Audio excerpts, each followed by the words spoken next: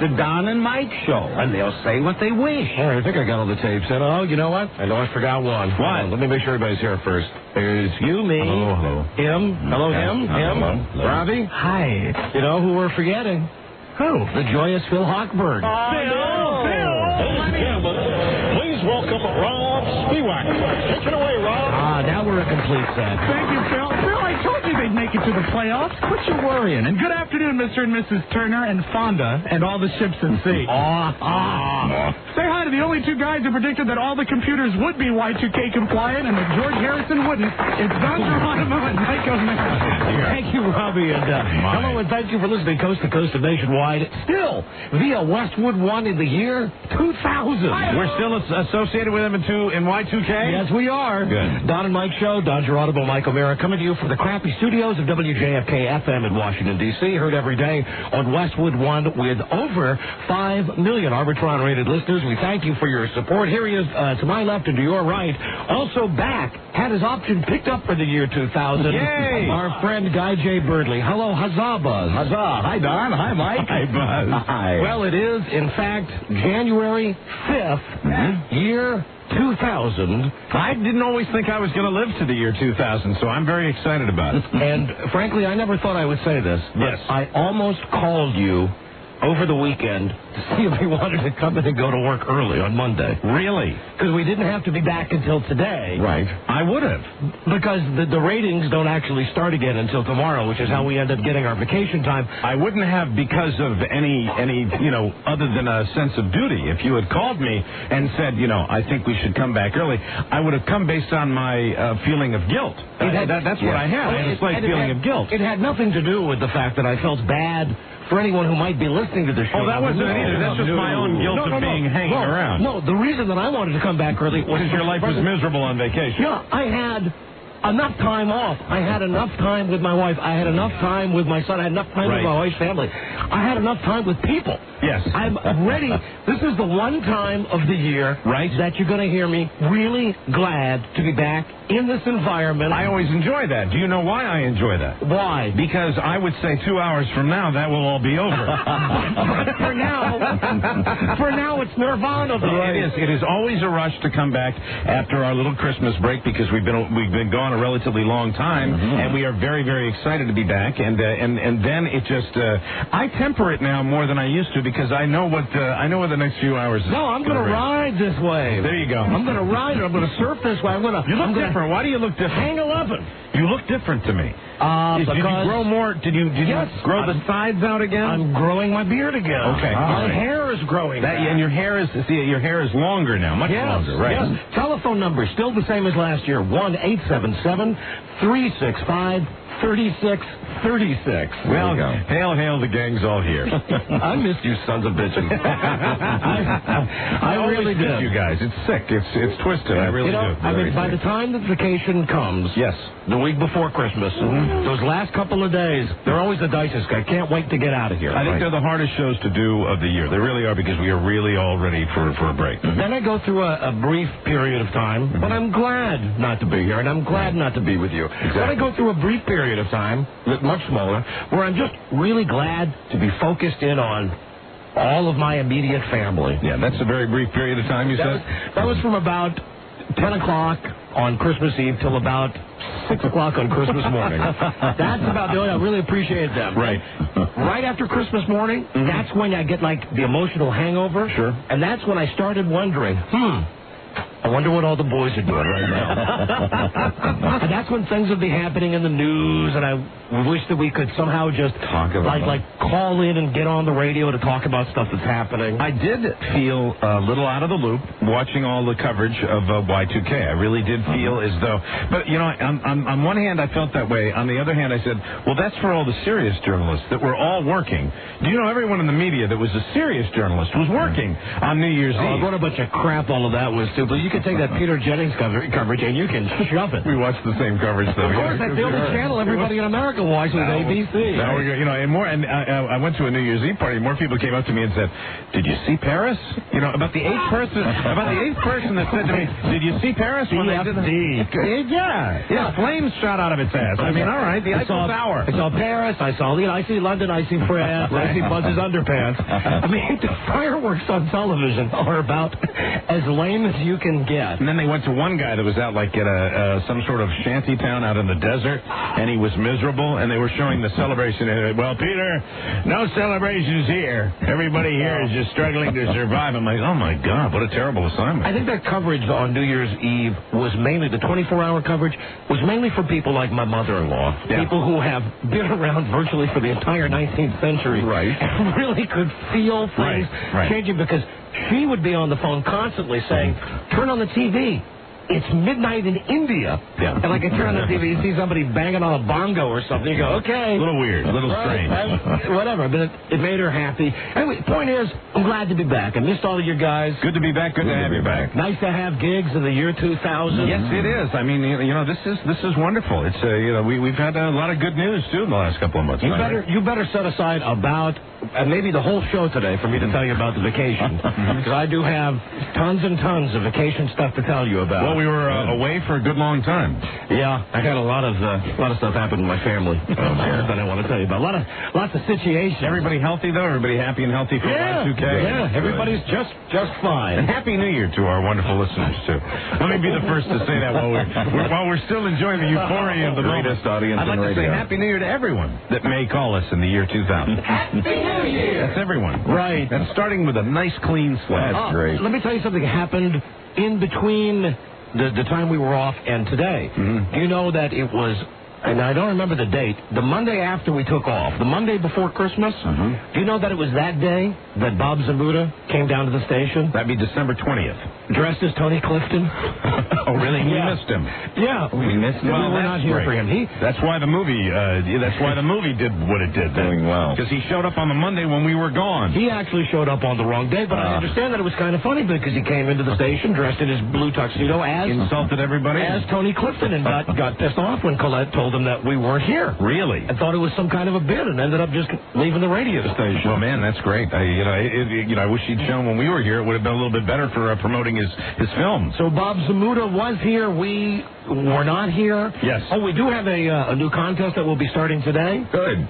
Very reminiscent of the Secret Sound. Well, when you have a good thing, you don't change it. You improvise and you make little adjustments. And I think you've made a rather significant one here. I like this. The celebrity laugh. I like this a lot. I really do. More just like the Secret Sound. It's the sound of a celebrity laughing. Yeah, I know that you have put this together. Do you feel, and I have not heard anything, and I won't even know who they are, just like everybody listening, are they... The celebrity laughs, will they be more difficult or less difficult than the Secret Sound? I think they'll be more difficult. Really? Well, I'll tell you the first celebrity laugh that we have right here. I'll give you a free listen right now. We'll do it just like the Secret Sound. We'll start with $500. Okay. We'll do it most every hour in the show, and that'll get the jackpot up into the thousands of dollars. All right. So just as a free play right now for everybody, then we'll get to your telephone calls. Here's a free play on Celebrity Laugh number 1. There it is. Now I see you're giving just a tiny fragment of it. Well, that's all I can give, Mike. Here it is. I'll give it to you again. That is Celebrity Laugh number 1. Okay, you got me again. We're stumped. Celebrity Laugh number 1. I'm clueless. Okay. Damn. All right. That is the first celebrity laugh. You will have a chance to call in to win the first $500 of the year of the year 2000. Right? Yes, 22000. And I'm now, of course, once again, you're just going to obsess on I've already lost my concentration for the show because I'm thinking about old, young, male, female, and I can tell none of these things. All right, well, then let me change the subject and mention to everybody listening to us in the D.C. area on good old WJFK. What a piece of news this is. That every day this week... Oh, I'm not going to talk about you meant the ratings? I thought you were going to say that, yeah. No. Well, our ratings... See, I lost my focus when you played that laugh. We got our ratings again.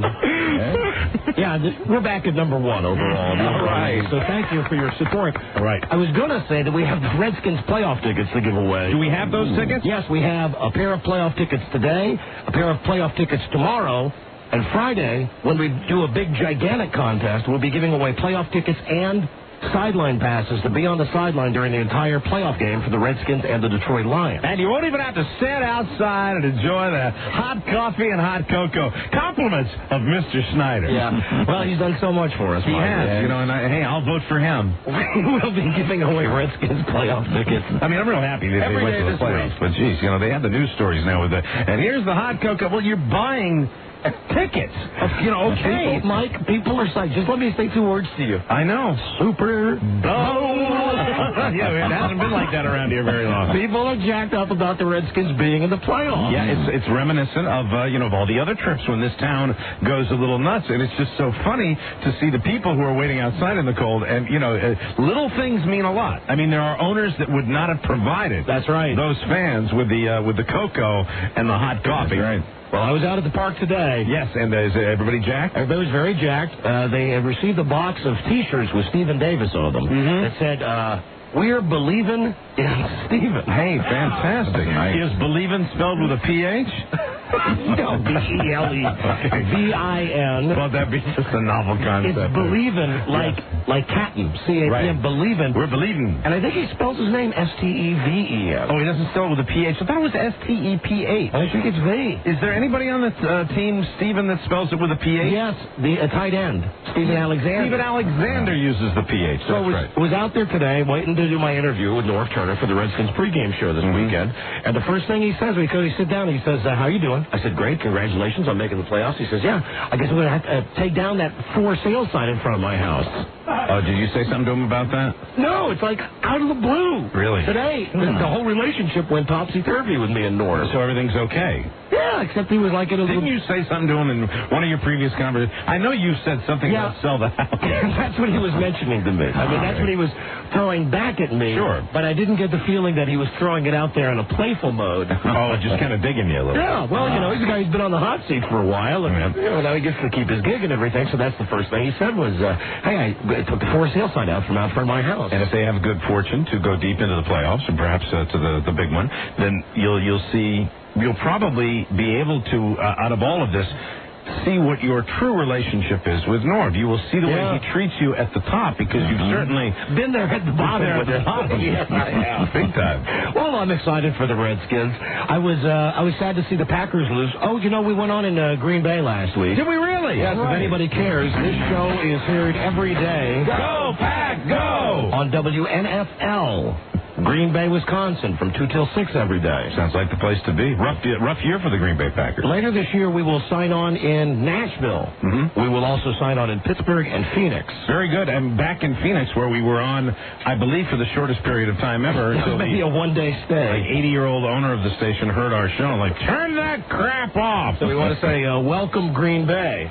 Okay? Yeah. Rah, rah. Hello, Don and Mike Show. Hello there. Oh, my God. I'm the first caller of the new millennium. I feel so damn privileged.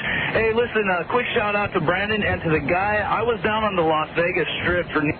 What a bummer. That officially is the first guy I hung up on in the year 2000. And exquisite judgment. I mean, not only, he was okay when he said, hey, first call of the new millennium. That was nice. It was shout out to Brandon that got him next. Immediately. Just for anybody that might be trying to change their tone in 2000.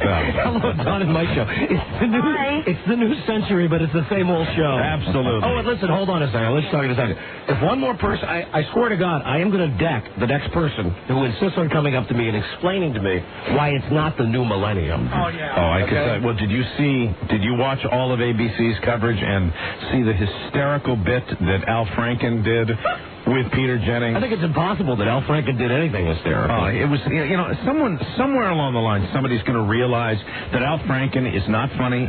Oh, you are being cynical. He was horrible. Of course he was horrible. And he was doing that thing you were talking about, where it's really not the new, it's not really Y2K. And oh God, and he had a T-shirt that it was ridiculous. I mean, if everybody wants to get in this whole mindset of it's the new millennium, let people have their fun. Sure. Because really, if you want to be really technical about it, if you really want to be a ball buster about it, the whole thing is a crock of S word. Yeah, really. Because nobody really knows when time really started. I agree. Exactly. So really, and not to mention the fact, if you're Jewish, Hell, you're already on year 5,000, man. Yeah, absolutely. Right? They're way past 2,000. So please, let everybody have their millennium fun. I agree. Thank you. That's one of the things that I wish I could have called in over the last 2 weeks and said. Yeah, they say that it actually would start January 1 of 2001. That's correct. Right. 1 year from now. Yeah. Hello. Hi there. Hello, Don and Mike. Hi there. This is a new millennium and your favorite same old lesbian. Oh, Cheryl the Big Dyke. Hi, Cheryl. New Year. Same to you. Cheryl. Happy New Year. Hey, Happy New Year, Cheryl. I got to tell you something. The funniest thing, they're going all over the world. They go to Amsterdam, and it's a bunch of fags in the middle of the city dancing to YMCA. There you go. That's Amsterdam. Have you ever been to Amsterdam, Cheryl? No, but Dave the Fag has a number of times, my friend. Dave the Fag. Dave the Fag, Cheryl the Dyke, Homo Joe. Oh, you know what, Cheryl? I do have a bit of lesbian news also. Do you know that while we were on vacation, the Vermont State Legislature passed that ordinance allowing gay people to be married in the state of Vermont. I guess we'll all have to move there, get winter coats and move up there. Which means that according to the conversations we had with their representatives, Ellen DeGenitals and Ann Heche should be coming on this show this spring to get married. Yes. I'm so excited about that. I think that's wonderful. You guys are the best. And I got to tell you something. You played the best of while you were gone, and you played the Ugliest Breast Contest, which is when I first, probably early part of me endearing myself to you guys. Oh, that's I got a bunch of phone calls. People listen even while you're away. Oh, that's nice. Thank you, Cheryl. And Happy New Year, Cheryl. Happy New Year to all of you. Nice, Cheryl. Hello, Don and Mike show. Hey, we're glad that you will be coming up to Vermont for the Ann Heche and Ellen DeGenitals nuptials, as it were. Hey, on New Year's, I was in the Everglades watching fish play. You mean Abe Vigoda? Abe Vigoda, was he underwater? You're right. 4 guys from Vermont. My wife, Bernice, has me in the sawgrass over here. Playing to the largest concert in the world. Oh, you mean the band fish? The band fish from Vermont. Goodbye. Please. Hello, Don and Mike show. Hey, Don and Mike. I was the first drunk of 2000. I'm still working on this New Year's Day. You tell with the rambling, I was in the Everglades. No, you weren't. You know who's really rambling? Did you watch any of that Bill Belichick conference yesterday? You know, when they promoted it on Sports Center as rambling, you had to watch it live. My curiosity. You had to watch it live. It was on about this time yesterday. This guy came out. This lunatic, Bill Belichick. Yeah, he's got issues. Coaches the Jets like for 5 minutes. Right. He comes out and he's wearing a suit and tie, except the collar on his shirt, it's starting to point up. It looked like he just got out of bed. He really looked like he had terrible bed in. And his tie is at a jaunty angle. His hair looks like Mo from the Three Stooges. He comes out and he reads like a retard off a piece of paper. I will not be able to continue my affiliation with the New York Jets. So he reads it like a remedial reading student, then he puts the paper down, and then he launches into a 1-hour run-on sentence, which was just... It didn't make any sense, the clips that I saw. But you had to see it in its entirety to know that this guy was just out of his mind. It was just whatever came off the top of his head. He was throwing out there. He seemed to be concerned with his previous experience with, I guess, Art Modell. In the Cleveland Browns, when he was the Cleveland Browns, and they kind of screwed him in that situation. And he thinks because of the ownership change that's imminent in New York that they were going to do. But it really didn't make got a lot to do with Parcells. Right, And all that inside crap. And I'm just telling you, if you didn't see it live, and I don't know whose life would be so pathetic other than me that you would actually sit and watch this crap for an hour in the middle of a Tuesday afternoon, but I did yesterday. And I'm sad today because our number one guy is gone. Mike Ditka's gone. And, that was the only way to experience it. I didn't know. Did Ditka get fired today? Yeah, he got fired today. Yes, moments ago he got fired. Oh, Christ, the whole world is collapsing. So you're going to coach again, and it was just a real brief snippet that I heard. Are you going to coach again? No. Must be pissed. No, I'm gone. You tried. That's the way this business works. When you get a few times, you're fired. You can't win quick. He was very, very, very upset. Well, I thought with Bill Belichick, the guy who had not gotten a lot of FaceTime on TV, as I was watching him yesterday, I thought we missed a chance to maybe have our best psycho coach since the days when Jim Mora was wound real tight. Now the Patriots say they're not interested in him now. Yeah. I think really... Yesterday was he may have harbored a desire to go up to New England, but I think after they saw that press conference. Now, here's what I think happened. Really, this is the honest truth. Now, Robbie, I need the soap opera music, please. Oh, good. Because I'm really convinced that this is how this whole thing with the Jets went down.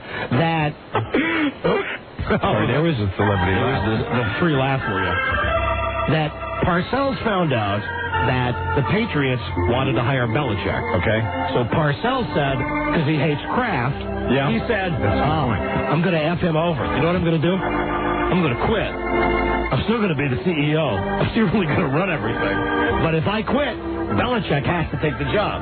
So Parcells out of the blue comes out and drops this bomb on Monday, right? Says, I'm quitting. Well, very coincidentally, Belichick is not at the press conference for Parcells on Monday. Yep. Someone asked Belichick about it. He says, I wanted to give Bill his moment. So I think Belichick stews on this on Monday night, and he says, F. Parcells, man. I've been living under this guy's thumb for the last 15 years.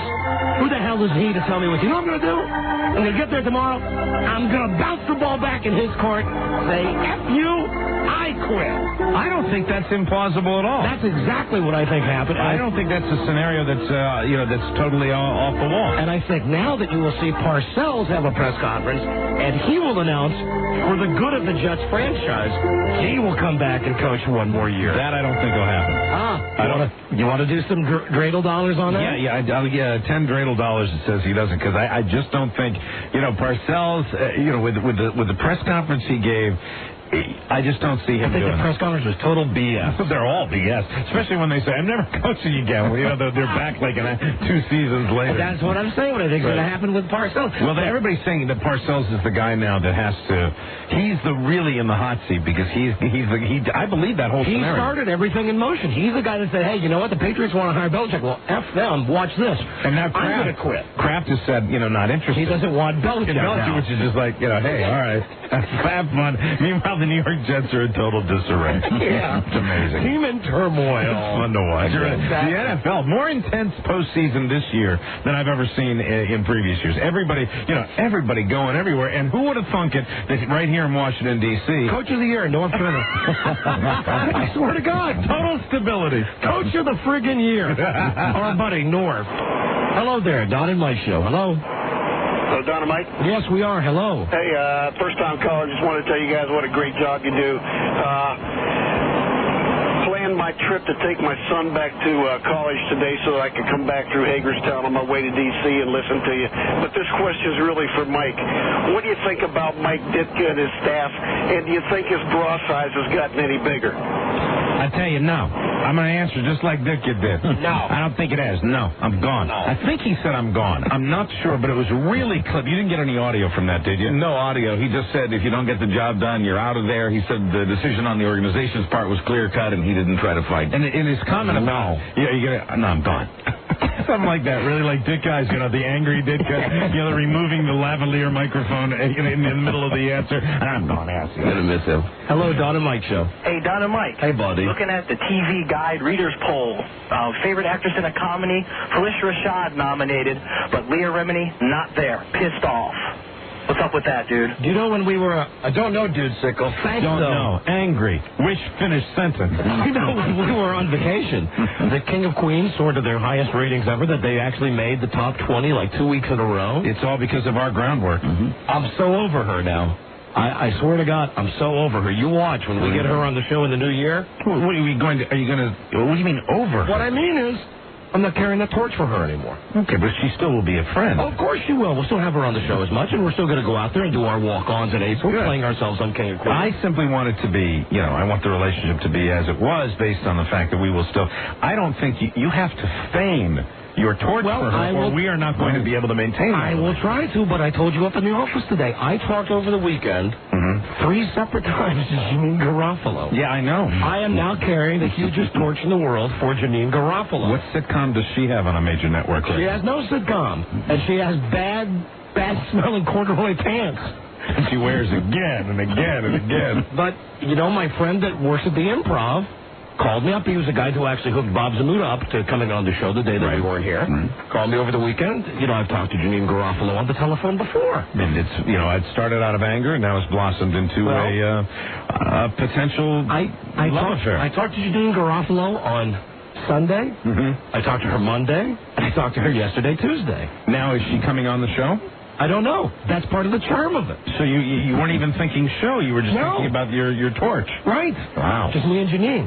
So all of your energy, all of your romantic energy that you have not used up on your wife, that is sitting there out there, that was formerly reserved all for of Leah my Remedy. stalker love, my stalker fantasy life love, has now been lifted off Leah and put back on the shoulders of Janine Garofalo. Wow. Did you think of Leah at all on the holiday? No. I did not. Really? Well, maybe when I watched the show one time. I thought of her actually on Christmas. Did you really? I was thinking it would have been nice. I didn't do it. I didn't do anything because, that's just me, the thoughtful person that I am. I always think of nice things to do after the fact or whatever. I even forgot to send it to half my family. I forgot to send Christmas gifts. So, I was very irresponsible. I remembered everybody here at work, but I forgot to send Christmas gifts. That was my actual New Year's Day call from my mom, which was wonderful. Hi, Mom. Happy New Year. Did you send the kids up north any gifts?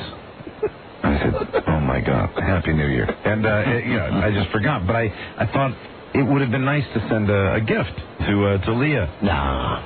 Like lobsters or something. No, please. That's a random sentimental thought. Listen to you. We got to send anybody a gift. We got to send old corduroys a gift. I'm telling you, the next time I talk to her, I will ask her to call into the show. Excellent. I got a real dialogue going with her now. With Janine? Yes. They've been brief conversations. She's doing she's going to be in some features, isn't she? No, some feature movies? You know what's great? We haven't talked about the biz, man. Really? We don't talk about the biz. What do you talk about? Oh, about movies. About what I was watching on TV yesterday. Strange. I know. Did you talk about sex at all? No, absolutely not. But there is something sexual there. Well, there is on my end. I don't think there is on her end. Well, it seems to me she's spending a lot of time talking with you. Well, it's been 3 days in a row now, and I have not called her. I don't have her telephone number. I tried to star 69, and I can't. She couldn't give you her telephone. It's stalker love. I can't. When I did the star 69, it says this number's blocked. This number's private. Wow. So it's just been 3 days in a row now. The first day was when the guy from the Improv was on the telephone. Right. And he called up and says, hey, I have someone on the phone. I talked to her about 4 months. Did a conference call. Blah, blah, blah.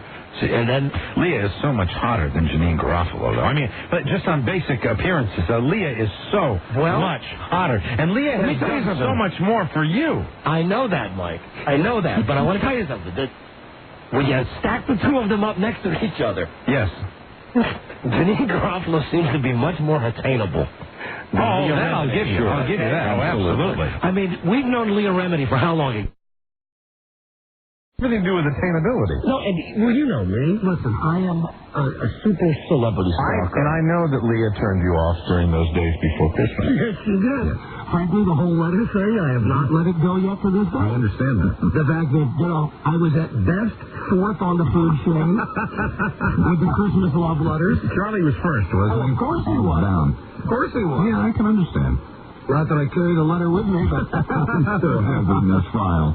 Dear Charlie, here's what I like about you and I. You have all the letters? Yeah. Could you read them all, please? Oh, come on. I want to hear them again. I just want to... I'm sorry. Maybe I am still stalker in love with Leah. A little bit. Maybe I always have been. I just didn't tip my hair. Let me see. Dear Mike. That's so cute. Here are a few cause, C-O-Z. I have a lot I can say that I adore about you. I think you're hysterically funny. I love that you know by doing your Mommy Dearest impression you make me laugh, and you do it every time I ask. But if I had to pick just one, when you came to my house, you felt so comfortable to not only smoke my first pack of cigarettes, but then smoke the next pack, and you had the balls to drink all the wine that you supposedly bought from me. That's right. I especially enjoyed the moment when you thoroughly brainwashed yourself into thinking that I was setting you up with a massage girl. You wouldn't go in and made Don go in first. This still makes me laugh. Love, Leah. Okay. And then here's my letter. Something a brother would get from a sister. Dear Don. And when I say sister, I mean a sister who became a nun. Dear Don. Yours was a good one also. Yeah. What I like about you is that you two are genuine, sweet, and caring. You've revealed this to me so graciously. I loved it. When we were at my house, you pulled me aside and were so genuinely touched that I had you all there. You told me how much you appreciated me. You touched me with your sincerity. Now, that's it. I loved when I saw you guys at the radio thing. You wouldn't talk to me till we were on the air. I appreciate all the love you show me in general. I've never met people in line of business as sincere as you all are. Love Leo. And then you get to the... Yeah, and now I understand. Hearing your letter again, I can understand where it's coming from. All right, well, listen, as Michael Jackson says, yeah, she's out of my life. No, she's not, though. No, she's not. Ma'am, she's still the hottest woman on the planet. I'm not changing my vote. Leah will easily knock Janine out of the box with a few words, well chosen words. And the next time we go out to Los Angeles, if we have more contact with her, that torch, it's easy to ignite that torch. Well, Mike, I just want to put you like this. I have a professional relationship with Leah Remini, and I think I have a personal relationship with Janine Garofalo. Well, then show us this Janine Garofalo. Producer, I shall. Producer, bring her on this show. I shall. Because none of us can relate to this woman at all. Okay, I shall. This woman of whom you speak. But this is part of the charm, I believe. This is why I believe things are going well with Rob, you're right. Bring her in person. Oh, you knocked it off. What are you doing? The PU sign? I got lights on. I got citrus spray. Oh, shut up, you guys. A lot of love for Leah in this room. I still love Leah Remini. Okay? I'm just telling you, I'm excited because there's another woman on the TV who I've talked with on the telephone. That's all I'm saying. Right. I'm very excitable. If Leah was to call today, I'd probably go home tonight. Yeah, and dream about her instead of dreaming about Janine Garofalo. Okay. All right, that's fine. I'm just excited. Is Leah, do we know, even outside of your conversations, is Janine Garofalo going to be in anything anytime soon? I don't think so. Totally at a standstill. Okay. Just like ours. Tread and water. We have so much in common. There you go. Hello, Don and Mike Show. Happy New Year, guys. Oh, Gladys. You're not supposed to go. No, Robbie. Robbie, till February. Hold on, Gladys. Robbie has a February. No. Robbie has, yes. Robbie has a restriction. And you know what? We're even floating you that because you appeared in the Best of segment over the past 2 weeks, so that was just gravy. So Merry Christmas. That doesn't count. That's just a gift, but not till February. No. Sorry, February, Gladys. No. Actually, now. Goodbye. Now March, because that was her February appearance. That's right. March now, Gladys. He's a the end of March. Very dedicated listener to this show, but please, not the first day back from vacation. Please. Hello there, Don and Mike Show. Hello, you're on the air. Yeah, I was wondering, did I hear about the thing they had on the BBC? What thing on the BBC? About the 8 versions of Win the Keys. Lost like a Jimmy on New Year's Day. 8 women locked. I believe I did hear something about this, that there were 8 women. This is what this guy said. Locked in a cave? They were locked in a cave. 8 women. 8 women went to a remote location. They were all virgins. Yes. And they all got the high-hard one. With one guy? With one guy? One guy. One guy did in a cave. Yeah. It was some ritual. We reported on it about a month before it happened that this was going to happen, and it was part of this culture that the BBC was covering, some island country. And this guy was supposed to be... I remember when you had that. With 8 women who were virgins, and they were all going to come out not virgins. And they did, sir? I hung up on him already. Okay. So tough to get information on this show. Well, his radio was up way I know. So. Hello, Don and Mike Show. Hey, I got a question for Mike. Yes? Does it sound like your bullet feeder's going off? I think Frida got to Don over the Christmas holiday. I think that's what's happened with Leah Remini. No, in regards to what? If I thought there was any... You mean that Frida doesn't... I don't doubt that it's... I can understand what... Do you understand what this guy's saying? That your wife probably... Put pressure on me to tame my love for Leah? That is not... She's been patient. She's been nice. We've all heard it. No one could give a rat's ass about Leah Remini or Janine Garofalo. As a matter of fact, when my wife came home yesterday, I jumped off the couch and I said, I just got off the phone with Janine again. Right. And she gave me a look of total disinterest. See, I realize I'm very calm, though, with you carrying that torch and being very demonstrative about your love of Leah Remini. You see, I don't want to have to be the one that takes, picks up that slack. You can fake it, Mike. There you go. Good. You can fake it. I'll string her along. All right. Happy New Year. All right. Thank you. See, I think what that guy was saying was he thinks that maybe... during that long period of time that you spent with your wife, that perhaps she said, I'm really concerned about this. Leah Remini. Now, that's funny. That's why I didn't say anything. That's funny. It is funny. Please. I had plenty of arguments with my wife over the holidays, which I will outline in great detail on today's show. Not one of them had anything to do with Leah Remini. So Leah Remini wasn't even discussed on the vacation? Never. That's good. Never. Not even on the Great FU Day. Which is what we now refer to the 1st of January. Oh, really? The FU day. The FU day. Hello, Don and Mike show. Don and Mike. Hi. Oh, boy, did I miss you guys. Oh, missed you more, I'm sure. Yeah, your best stuff was great, but I just wanted to interject. I saw Janine Garofalo in the Tom Green show, and she's looking good. She slimmed down. Her facial features are very nice. She's cleaned up. Well, happy Y2KFU. Hello, Don and Mike show. Buddies. Hey, buddy. How'd you guys end up doing in your fantasy football leagues? You guys make the playoffs, all that good stuff? We've got to the Super Bowl. One of the Super Bowl participants is broadcasting to you right now. I made it all the way to the Super Bowl, but here's a shocking development. Charles Broydell beat me in our fantasy Super Bowl. And I was saying to Charlie up in the office, that would be like Paul Tagliabue owning a football team and winning the Super Bowl. Well, I stayed on top of him during the playoffs. I made him send me his lineup in advance. That's good. So that he couldn't hit me by slipping players into the last minute. And as a matter of fact, when we were at the Redskins game 2 weeks ago for our final week, for the week of the fantasy football, which is the final regular season game, right? We were actually watching the games as they were happening. I mean, he's just a lucky son of a bitch. Yeah, you got real lucky. He started Steve Berline. You realize on the last weekend of the year, Steve Berline had 5 TD passes and threw for 300 yards. He just had, and so you verified that was his real lineup and everything, and that sucks. Yeah, he killed me. But you and I went to the playoffs also, so I got eliminated in the first round, but I was happy that I didn't even think I had a chance of making the playoffs. So I forgot who beat me in the first round of the playoffs. Do you remember? Who beat you? I think I don't even remember who beat me. Somebody beat me in the first round. I did. Did you beat you? Yeah. You beat me in the first round. I played you. Then I played Johnny Cakes. Right.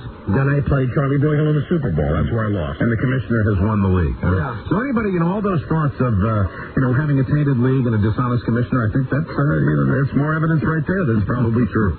Thank you. Hello, Don and Mike show. Man, I had one hell of a New Year's. Right at the stroke of midnight, I was trying to squeeze out a little fart, and I crapped my pants. Really? Mm-hmm. All right. Thank you so much for sharing that. Thanks for saving me. No problem, man. Those 5 big days. Those have a party, doesn't it? Hello, Don and Mike show. Hey, Don. Hey, Buddy. Hey, I wanted to find out what you thought about Ken Stevens' little promotion. Oh, we haven't even talked about that yet. I think Liddy talked about it. I think it's a big deal. Did Liddy talk about it? Okay, I think so. He talked about it a little bit. Yeah. Our fearless leader, Ken Stevens, is no longer our fearless leader. It's a great day for us, really. Yeah, he's been promoted. The company somehow has clouded their own judgment by moving him up on the food chain. We're finally free of the burden, the albatross known as Ken Stevens hanging around our neck. Yes, we must coronate a new leader here at our home station in Washington, D.C. But he's someone who's very familiar to everybody on this show. Oh, absolutely. He's logged his share of airtime. Big Al Lineward is the new general manager. Yes, and that will be his new name. Big Al. Big Al. Big Al. Now, he likes to be called Alan, but unfortunately now that he's GM, he has to be Big Al. Big Al, your pal. Yep. That's what it has to be when he's the GM. It's got to be Big Al, your radio pal. Now, have you noticed since he's become GM how much more fun he's been? No. He's always been fun. Rob, impossible for him to be any more fun than he was as sales manager. I saw him in the hallway just yesterday. I left laughing. He's just happy. He's fun. Oh, he's happy. All right. Big Al, your radio pal. Yeah, so they dropped this bomb on everybody at the Christmas party this year. Ken got up and was ready to make his annual State of the Station speech. Said something along the lines, it's been a great year. We've set all kinds of records. It's been tremendously successful. But there is going to be a change. And when he said that, you want to talk about the hush falling over the crowd. It was just this palpable. And then he announced that he was going to the station in New York, a station that I would guess you and I will be on very soon. Certainly hope so. Right. It's the station we turned down that morning show on about 8 months ago, WNEW in New York. Ken announced he was going to leave D.C. to go to New York to be this general manager. And as soon as he announced that Alan was the new general manager, I don't know if you noticed this. It's hysterically funny. Everybody who had been even sitting in their chairs kissing Ken's ass from afar, all of a sudden, all of the focus went away from Ken. And immediately, went to Alan. Yeah, everybody was congratulating him and sucking up to him, and it was fun to watch. Ken was sitting alone by himself. Absolutely. It was really a blast to watch because it was the most, the most naked example of ass kissing I've ever seen in my life. Frida said to me, it's very much like she said two things that were great. She said, first, it's like an experiment that you would see with monkeys. Right. Like the leader of a group of monkeys gets killed, and then the new monkey steps up, and all of the monkeys gather around the new monkey. Right. She said either that or in the mafia, when a guy is made. You pay your respects to the new Don. Yeah. The new Godfather. I said I like the monkey story better than the mafia story, but either way, they're both very accurate. That people immediately started the ass kissing with the new general manager. And it really threw a monkey wrench into the party. I think absolutely. The party was, first of all, I think it's one of the best as far as logistics and food and drink, one of the best we've ever had. But the party was destroyed at that moment, in my humble opinion. I mean, that's why we left. Yeah, we left like at 11 o'clock. We went up to the the after party. I went up to the after party, and it was very, very mellow compared to. Didn't you think so, Ron? Yeah, very mellow compared to last year, and that's because I think everybody was probably taking stock of their relationship with Alan, which was now very important because Ken was just see you later. Well, I don't know exactly what the deal is. We're going to have to pull Alan in here at some point, but when I was sitting with Ken at some point during that evening of the Christmas party, Ken said to me, "Do you think I made a mistake by announcing this tonight?" And I said, "No. If you announce it tonight or announce it on Monday, people are going to be flipped out." Yeah. He said, "Yeah, but people are drinking and everything now." He said, "I wouldn't have said it tonight if Alan hadn't made me." That's the last I heard. He said, but I guess Alan came up to Ken and said, "Announce it tonight." Announce it tonight. Tonight, announce that I'll be taking over the station. I think it was a good move to do it that way because it was, first of all, I like the drama. I do like the drama. It was great drama. And it was kind of halfway, about a quarter way into the party. So there had been a little imbibing going on. So you really got some genuine reaction. Some people are very upset about the fact that Ken is not going to be working here anymore. It was funny. Don't count anybody in this room among that group. No. There were some people in this building who were actually moved to tears that Ken was going to be leaving. It was pretty interesting to watch. It really was. You know what I'm talking about. I don't think that you're talking about. It was a wild situation, man. It was, and that is why I think it was great to do it that way. It just was fun because then everybody looking around the room, checking each other out. Everybody was looking for reactions. Everybody kept coming at me and said, "Did you know about this?" Because you are one of the guys in the know, myself included. I came up to you, and I said, if you didn't know, I don't think there's anybody else here. Maybe one or two guys that might have known, but it was. I did know that he was going to NEW though. After the fact, you knew that. Yeah. But even that was like when he said that to me, he said, "But don't tell anybody." So immediately went and told Mike. Right away. I know. And then I probably held on to it for about 2 hours before I started telling people.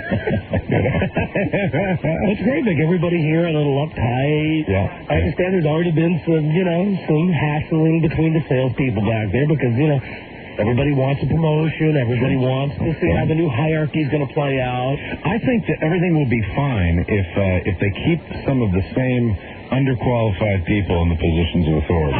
Well, Ken is not giving up his office. That blew me away when you told me that. I mean, he's going to keep his choice office on the second floor. Yes, he is. The one thing that really bothered me is that he said, "Now I want you to know I will still be checking in and I will still keep my office." I was the only one who clapped. I was excited, and no one else clapped. Rob had a little party at that point, and I was enjoying myself. Rob's big ham of hands came together with and I knew, something. Here's the scary thing. I knew it was Rob from the applause. Yeah, but you see, you hear it all the time. But no one else clapped. I was excited that Ken would still be. I'll be staying on in a supervisory capacity, and Rob goes, one guy. Most people, Rob, at that point had immediately taken all of the ass-kissing affection for Ken, and immediately were transferring that to Alan. Absolutely. Not me. I was just excited that Ken would still be around. And here's a question I have for you, because you were in most last week. Yeah. How has Alan's demeanor been? Has he changed? He actually, the only encounter I had with him was he was in the bathroom, and I went into the bathroom, and I said, "What are you doing here? I thought you got to use the general manager's bathroom now." He says, No, just one of the guys. Okay. Something to that effect. So same old Alan. Yeah, I imagine that there's been some ballbustery going on, and he was just sort of grinning and bearing it. He's a tough guy. We've always acknowledged he's a tough guy. You know, I think who really has to worry around here, and I mean this seriously, the gerbil. Jeremy Coleman. If there's anybody in this building that should be fearful of their job, it's Jeremy Coleman. Because I will tell you the scam that he has perpetuated over the last 5 years. Really? Ken, because he's such an absentee manager, he was always at the other stations all the time.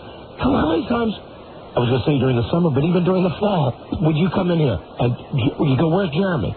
But Jeremy's not in today. Right. Jeremy's out. All the days that Ken was out, Jeremy would be out. Yeah, Jeremy's going to have to log a lot more time at the ranch now. Right, Jeremy's going to, and I think Alan's going to be a guy, because Alan's here every day. Yeah, the whole, you're absolutely right about that dynamic with the fact that someone is going to be in charge every single day. Alan's going to be going to Jeremy. He's going to say, tell me something. So what do you do here? And when Alan was the sales manager, it really didn't matter to him that Jeremy basically sits in his office and plays video games and talks to his mom on the phone like he was today when I went in there. And rearranges his furniture. Constantly. Right. Constantly. Well, now he's going to have Alan up there. Even if Alan doesn't have the office right next to Jeremy, he's going to have Alan up there go, hey, what are you doing? Absolutely. What are you doing? What does the program director of the station do?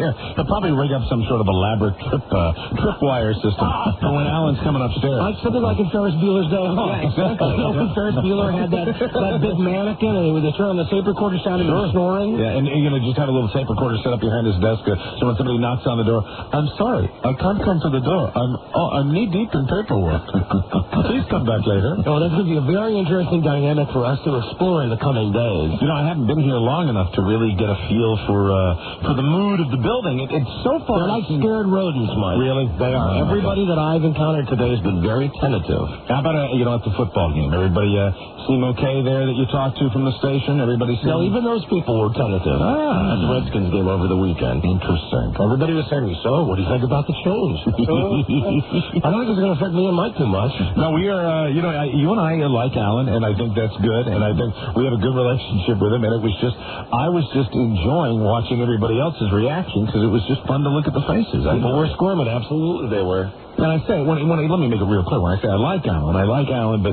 he is now the general manager. Right. So, I have to strike that. You don't like him anymore. Don't like him now because he is a general manager. Don't like him, can't trust him. That's it. Can never socialize with him again. That'll be it. Have to get a tombstone made for him. That's right. Alan Line One, welcome to the office, my friend. Okay, listen, we're up on a break. Oh, that's a shocking development. We went an hour in our first break today. I can't imagine how that happened. We have to play commercials. Let me give you a chance right now to win the first $500 of the year 2000. All right.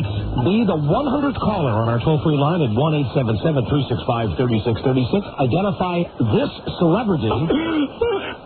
That is a celebrity laughing. You guys, you tricksters. Who is this? Oh, man. Give you a shot at that right now. Must have been out of the loop. You are the 100th caller. Good luck. Phone number is still 1-877-365-3636. The Dawn and Mike Show. I think we call it the secret celebrity laugh, okay? The secret celebrity laugh. Hello, Don and Mike Show. Hi, am I the 100th caller? Yes, you are. What is your name? Jim Kosher. Continuing a fine tradition of mumbling contest callers that was started years ago on this show. Jim Kosher Pickle. Jim, where are you calling from? Rochester, New York. Jim, caller number 100, and you have won a VHS copy of MTV's The Real World in Hawaii. Great. Courtesy, there's the singular clap by Rob Spiewak. You can hear that in the back of the studio right now. Courtesy of Sony Music Entertainment. All right, are you ready to try the secret celebrity laugh? I'll give it a shot. Have you heard it? Yes, I have. All right, good luck. Good luck on the SCL. I will play you the celebrity laugh, and then, Mike, we're using the same music as we did for Secret Sound. Okay. So once again, you'll be able to sing like Hank Hill. Very good. I'm looking forward to that. I've had a bit of a sinus drip, so let's see how it goes. Or anybody you choose. Okay, very good. Good luck for $500. Name the celebrity laugh. There is the celebrity. And now, we will give you 15 seconds to think about it. Celebrity laugh. First one worth $500. Yes! Got it.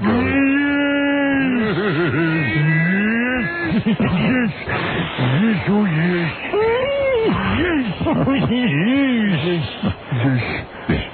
$500 was What is the secret celebrity laugh? Who is it? Is it David Letterman? Would you please repeat that? David Letterman? Not a chance. I thought he had it. Not Happy a New chance. Year. Yeah, here it is again. Nope, not David Letterman. Wow. Not even close. Thank you, my friend. All right. Great guess, though. Don't forget that every guess is a clue for you. In the year 2000 with the secret celebrity laugh, which I know is very similar to the secret sound, but you know what the heck? People enjoyed the secret sound. Yes, Mike. I have a question. I could tell because you had your hand in the air. About the secret celebrity laughs. Are these a variety of levels of celebrity? Can they be any level of celebrity? Or are these mega celebs, or are they top tier? All of them are nationally recognized celebrities. Thank you. Okay. Thank you very much. There will be no Ken Brews in this crowd. Very good. All right, that's good to hear. There will be no Dorian Denslers. Okay, I understand. Okay, there will be no Marty Basses. They're Marty Bass now. No. Come on now. All national celebrities. All right. Did you get the drunk call from the Martskis on Christmas Day? No, I did not. I wish I would have saved this. They were calling you and they were loaded. I think that I erased the message from my machine at home. But on Christmas Day, of course, we weren't at home on Christmas Day. We were up at my wife's house, at the in-laws' house up at the beach. But we called in for the messages. Frida said to me, "You got to hear this." And I will try to recreate it for you now. Rudy, wishing you a Merry Christmas. All I can think is that they were just bombed. Right. On Christmas Day. Because, hey, Don, because listen, I never get a call from Rudy on anything except something that's show related. Sure. Don, Rudy Martsky. Hey, just calling to say, have a holly Christmas. Is it really holly Christmas? Oh, God. Have a holly Christmas. That's Rudy all the way. We're thinking about you guys. We're out in California. Getting ready for Wisconsin in the bowl game. Oh, my God, that's right, the Badgers. Hold on. Mouse wants to say something. Oh, now you know. So this is the key that they're bombed. Oh, absolutely. And then it should be like this. Oh, Don and Frida. Merry Christmas. We're thinking about you. How you guys doing? Oh, God. How's little Bart doing? Oh, my God. And then she gives the phone back to Rudy and goes, yeah. No, hold on. Julie wants to say something. Oh, my, the big party. Everybody having a big party. So then his soon-to-be daughter-in-law, who used to work here, she gets on the phone. It's she's bombed, too. Hi, Don. It's Julie. Tell everybody I really miss them. How's everybody doing there? And then she gave the phone to Brett. Brett Martsky. Brett Martsky picks up the phone. Oh, my God. It was wacky. It was a partying Christmas at the Martsky. I guess they were in some hotel somewhere. I think maybe they were at Brett's house out in California. That's right, because that's where he lives. I don't know why we... Let me try my old lady real fast. She had a theory. I don't remember what it is now on why we got the message from the Martskis. Is it that she called them? Oh, crap. I don't remember what it was. Maybe we sent them a... Sugar Bear. Hey, honey. Yes. Why did the Martskis give us that drunk call on Christmas? Because they like you. No, but come on. You told me over the break that there was some reason. We did something to... Oh, we sent them a Christmas card. That's it. We sent a Christmas card. That must be why we got the call from them. I see. My theory would be that they're all hanging out, and they're talking about D.C., and they're talking about Washington. They're talking about, all their experiences back here. And then they say, hey, let's give them a call. I bet it happened. You don't think so, Frida? I think it's guilt. when you get a Christmas card from someone you forgot to send one to. We also got another call from another guy, a friend of ours who we haven't heard from for over 2 years, and I'm pretty sure that call was strictly Christmas guilt. Right. Because this guy just called out of the blue. He's a guy we haven't had any contact with for 2 years. Mm-hmm. You know how sometimes you're friends with people and then you kind of lose contact? Oh, absolutely. Sure. But it was like on Christmas Eve, this guy called, hey, how you guys doing? I'm thinking about you. Give me a call. Right. And I'm pretty sure that was just, this guy was like watching It's a Wonderful Life or something. Well, that's the time of year. Everybody gets a little sentimental. And then the nice thing is, now everybody's back at work after the holiday. Everybody's just dead serious, and we'll forget everyone again. Mm-hmm. Well, I'm ready to talk about our big holiday break. Yeah, well, I would love to, Boob. I'm in a bad cell, and because my expectations for the new year for an era of peace and love and greater growth kind of ended on the FU day, which was January 1st. It wasn't only me and you with the FUs. It was your sister-in-law with the FU, and... No, I know. Everybody was kind of overtired over parties. Well, it's a big mistake. Let me say this. It's a big mistake. First off, it's a big mistake to have a party with your family. If you're going to go to a party, you should go to a party with with people that you don't have to live with. No, I thought it was wonderful. I liked the party, but then you just see him 2 days in a row. The mistake is and because my brother got sick, we did, more than our usual share of the hosting, and we were just a little overtired. We had a New Year's Eve party with my wife's entire family over, all the kids and everybody. So you threw the New Year's Eve party? Yes, and then my brother-in-law, who has the New Year's Day party, right? He got sick. So you threw the New Year's Day party? Right, so my wife, who wants to, be the savior of her family, she said, listen, I've got a great idea. Why don't we have all of the same 50 people over, 5 hours from now? And it didn't go well. I guess not. It did. Fine. Everybody was very mellow. I mean, but it would have been easy to erupt in gunfire or something because it was, everybody was overtired, but nobody got upset. It's too much family. Honey, listen, this will probably be easier if I talk about this without you. But I love you. I'll see you later. Well, don't make me mad. You did so well over the holidays, and my family loves you, and I love you. Don't blow it now. I'm not. Listen, here's what I'm going to talk about. I'm going to talk about your fiasco on Christmas Eve. It was a wonderful dinner. With the caroling. Hold on, the caroling was a fiasco. Oh, well, no, I can't play the piano in front of other people. That's the only thing. I'm going to talk about the huge Simpsons fight that we had on New Year's Eve. I'm going to talk about the cookie games you made us play. I'm going to talk about your hokey time capsule. I'm going to talk about the under-the-scenes, behind-the-scenes fight you were having with your sister. About her party being at her house? No, Yes. I wouldn't, and that's not so. That's joking around. Oh, you're such a liar. Joke around with you, boo-boo. Look, I'm very happy with you after the holidays. Don't screw it up. So that you don't want me to talk about that? No, because you will make it like I wasn't joking, and I was. Oh, all right, well then how about if I said that you were joking? No, because you never say it like that. I'll say it right now. I'll say it with you on the phone. No. How about if I say it now, and if you don't like it, you can amend it? Just play it safe. Just play it safe. All right. What's a good story, though? No, it was. Really, it's a good story. Sounds like you were well behaved over the holiday. He was the nicest, lovingest family man over the holidays. She thinks my wife must think I'm an absolute retard because one of these games. Thank you, Rob. Hear the Rob's hams coming together. One of these games that we were playing, that we were forced to play on New Year's Eve. Getting those arms back in shape, aren't you, Rob? One of these ridiculous games that my wife made was where she got like a bunch of sayings from the 20th century. Oh, she made the game up herself? Yes. I made many games. She wrote them on. I'll tell you about those. She wrote them on big poster boards, and it said like, "I shall return." Douglas MacArthur. Right. Winning isn't everything; it's the only thing. Right. Vince Lombardi. Right. She had all of these very easy sayings, and you had to identify who said them. Mm-hmm. Well, my wife was amazed that out of all the people at the party, I won that contest. There you go. She was absolutely amazed. And meanwhile, this is something like that a mongoloid could figure out. Yeah, but you were most basic. You were so fast, and you knew, and you don't love history, and there were a lot of historical figures in there. It's all pop culture. I mean, if you watch MTV, you know all of the stuff that they said. Great.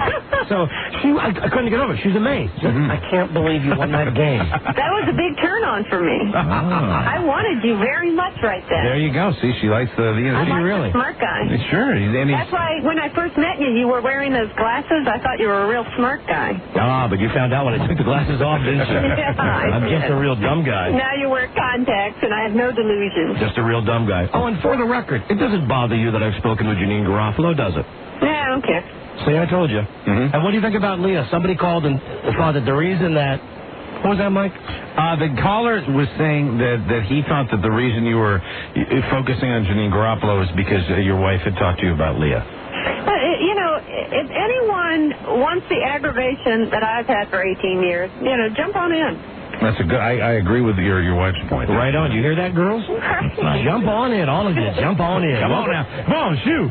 Welcome to the party. I'm willing to share. All right, baby. I love you. All right. Love you too. Goodbye, boo-boo. I'll see you later. All right. So there's only one thing I can't tell you about, but I'll tell you off the radio. Okay. All right. Because it's good. Because she said you had a peaceful time of it. Well, it depends how you describe it. Is the one thing the FU's on New Year's Day?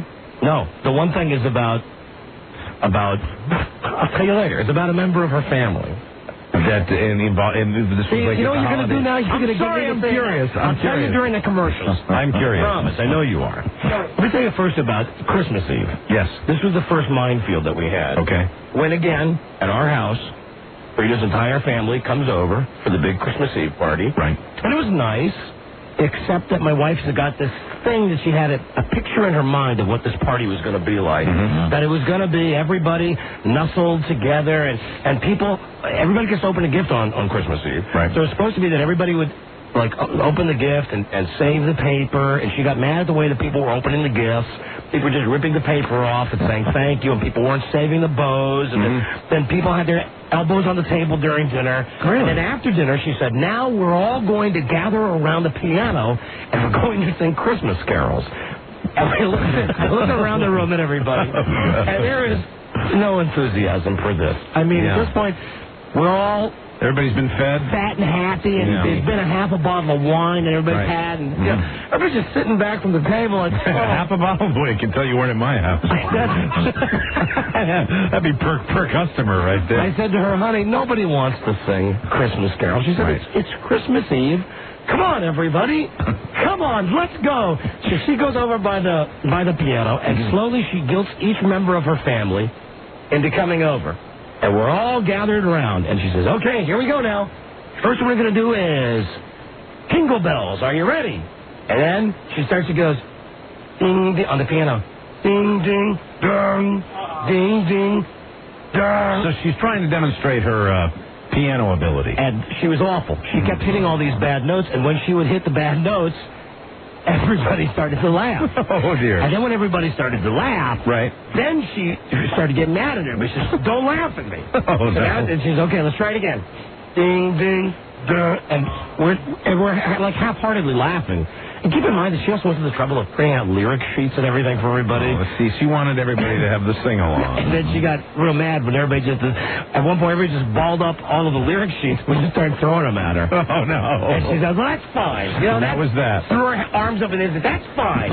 You guys don't want to sing Christmas carols. That's fine. I'll tell you, if you need the lyric sheet for Jingle Bells, you might want to go back to school for a while. No, it was that one, and it was It Came Upon a Midnight Clear. I'd need a lyric sheet for that. Some jolly old goddamn Saint Nick. Were there any songs completed at all? Were there any? No. There were no songs completed. She was very upset about that. That was Christmas Eve, but that was the only, up to that point, that had been like the only bump in the road. Okay? Things are going fine. Then we get to New Year's Eve.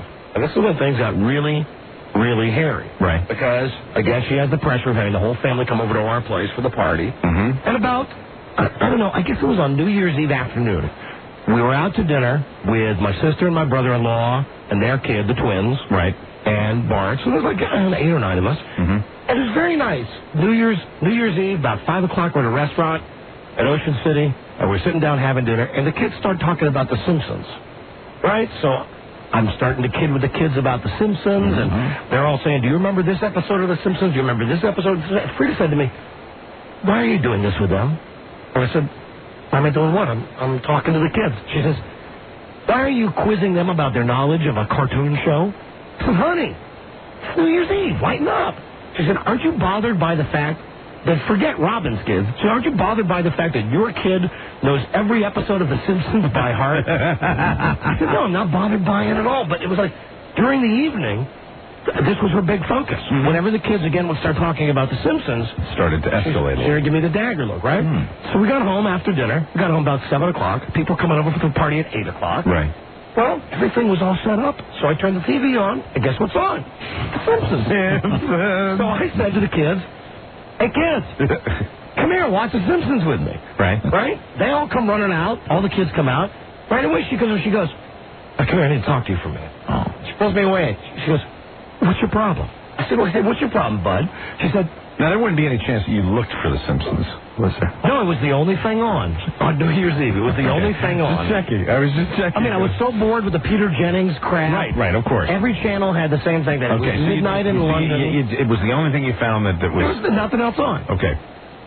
Nothing else on the whole satellite line. Nothing else on the 125 channels. That's right. Just The Simpsons. Just checking. So she said, she pulls me aside, she goes, why do you have to do this? I said, what do you have to do what? She says, why are you making them watch this crap? I said, I'm not making them watch this crap. First off, I like The Simpsons. I said, second off, we're all ready for the party. Everything is set up. The table's set up, the food's set up, the decorations are here. You have all your goddamn hats and your noisemakers. You've got your games. We have nothing to do. Why can't the kids and I just watch The Simpsons? And then she says, turn it off. She said, turn on anything except The Simpsons. Wow. So I go back in the next room and I go, well, kids, we got some bad news. Mommy says we can't watch The Simpsons. All right, we go, oh, boo, Mommy. So then she says, watch MTV. And she screams from the other room. So I said, all right, that's fine. I'll turn MTV on. You know? MTV and their Simpsons expose. Oh, it was awful. My wife knew that I would hate MTV because it was Carson Daly. No. You know, from their Times Square studio. Almost makes you want to go back to Peter Jennings. Yeah. So at that point, I walked out of the room, but the kids are all watching MTV, and I said, really, what's your problem with this? Really, what's at the root of this? And she said, The Simpsons is a stupid show. You are dumb for liking it. You're giving a bad impression to the children by telling the children that they should like this show. I said, honey, I thought you liked The Simpsons. She said, I like The Simpsons, but I like The Simpsons every day. I said, I don't watch The Simpsons every day. She said, you watch The Simpsons almost every single day we've been on vacation. I said, yeah. I said, I never get to see The Simpsons because The Simpsons are on at 7:30 when we're still doing the show. I said, why is it so bad I enjoy The Simpsons? She says, nothing. But you enjoy The Simpsons, then the kids enjoy The Simpsons, and the kids don't want to talk about the century gone by. All the kids want to talk about is The Simpsons. Oh, dear. I mean, it really got this escalated to the point where, at that point, I said, fine, you know what? Let's just go our separate ways until the party. What do you think about that? She said, that's fine. Maybe we need a cooling off period. It's fine. Wow. So we separated until the party. Right.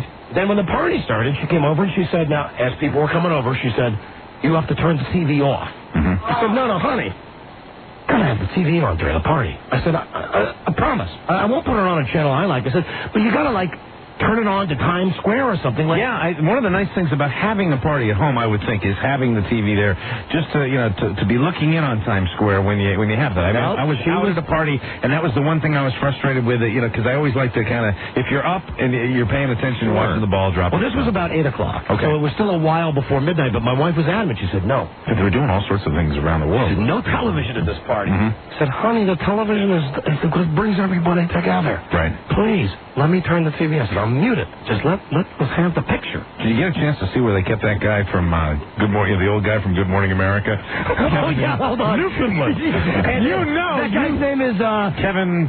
No, yeah, right. The guy with the glasses. Kevin Matthews. The guy who Lewis yelled at. Kevin Newman.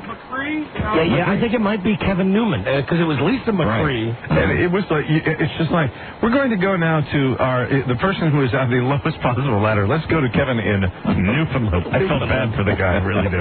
But I interrupted. Go ahead. Did you see when they dug up Howard K. Smith? Oh yeah, on the phone. Yeah. Obviously, you couldn't get a camera into that. No, you couldn't. That room. You would need the casket cam. Well, we go through this giant argument about if the television should be on or not, right? And finally I said, listen, you know what? My house. I'm going to turn the TV on. Look at this. Letterman's on. I said, 8 o'clock on New Year's Eve. Let's turn Letterman on. She said, nobody wants to watch David Letterman. But, of course, everybody comes and they go, oh, look at, Letterman's doing stupid human tricks. Was he live?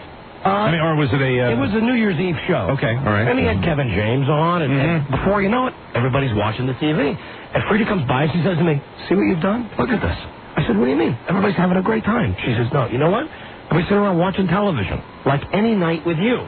She said, I want you to go in there right now, turn off the TV, and announce to everybody we're going to start playing games. Right. I said, all right. Okay, so I go in front. I understand where your wife's coming from on this. You didn't want the TV on because immediately that puts everybody into that TV coma and everybody's focusing on that and not like the party that she's playing. Playing all the ridiculous games. I can understand where she's coming from. So I go in and I say, I got some good news and some bad news. I said, here's the bad news. I picked up the remote and I said, TV's off. I said, the good news is we're going to play some games. And then Frida came out with all of her homemade games. Made them all herself, huh? Yes, she did. There was the Who Said It game. And there was the events in history where you had to put them in chronological order. And there was ridiculous stuff like the guy invented penicillin and the Wright brothers fly. And wow. Man walks on the moon. Flexing the brain muscles. So we had to play these games. And because my wife had no time limit, this is what was killing me. Even if there were games I didn't know the answers to, after 10 minutes I said, hey, come on, people. Move this on. Everybody goes, no, we just need a couple more minutes to think about this. Think about this. And they're playing for a pair of socks. Okay, the gifts that my wife had for the party gifts were like Y2K socks. Y2K socks. Y2K boxer shorts. All with the Y2K They all said logo. Y2K. It's like, they play for crap prizes. I said, can't we just move it on? How about a time limit on these games? Right. How about a 10-minute limit on the games? Well, no. Everybody just keeps going. And the party started to drag down until finally we were out of games. It's about 10:30. And I said, you know what? It's time to turn on the old friend. I went back and I said, hello, old friend. The warm glow of the electronic companion. Turned it on. As soon as I turned it on, party came to life. Ah, there you go. Everybody's checking it out. Everybody at that point, everybody started putting the hats on. We had the glasses that had the 2000 that looked like big Fag Elton John glasses. I saw Sonny wearing one of those pairs of glasses. And it got to be midnight. We had the countdown. Everybody kissed. Everybody toasted. Immediately went in the computer room and went right on AOL. Right. And got right on lickety-split and came running out and yelled to everybody, hey, great, we're online. Right. The lights are on. And it was at that point, it would have been perfect if everybody would have just left. Because like 10 minutes after midnight, everybody had been there all night long. Sure. You know what I mean? It's like, you get to that point, it's like, okay. Yeah, you started at 5 o'clock. Out. Goodbye. No, people were there for the long haul. At that point, my brother-in-law said, hey, I wouldn't mind getting in that hot tub. I said, oh, that's great. Sure. Help yourself, Bill. Oh, I said, you know what, though? You don't have a bathing suit. He said, no. Brought one down with me. Got it in the car.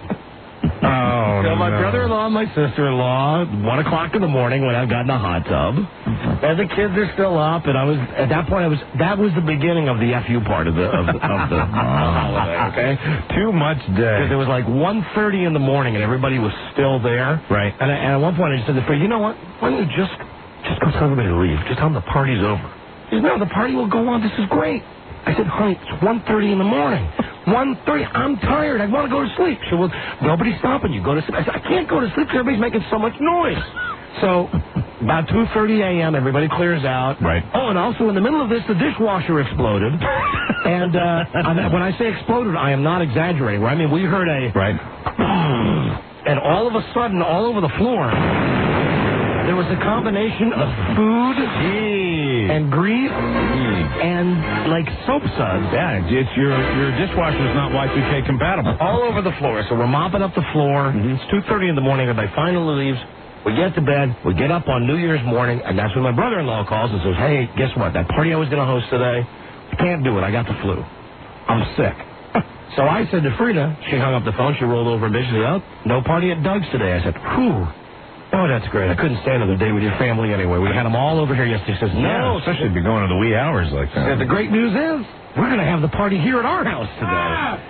And I said, oh, my God. I said, no, that's not a good idea. I said, everybody just left here at 2:30. It was like people left at 2:30 and they were going to be coming back at noon. That's way too much together. And all the same people.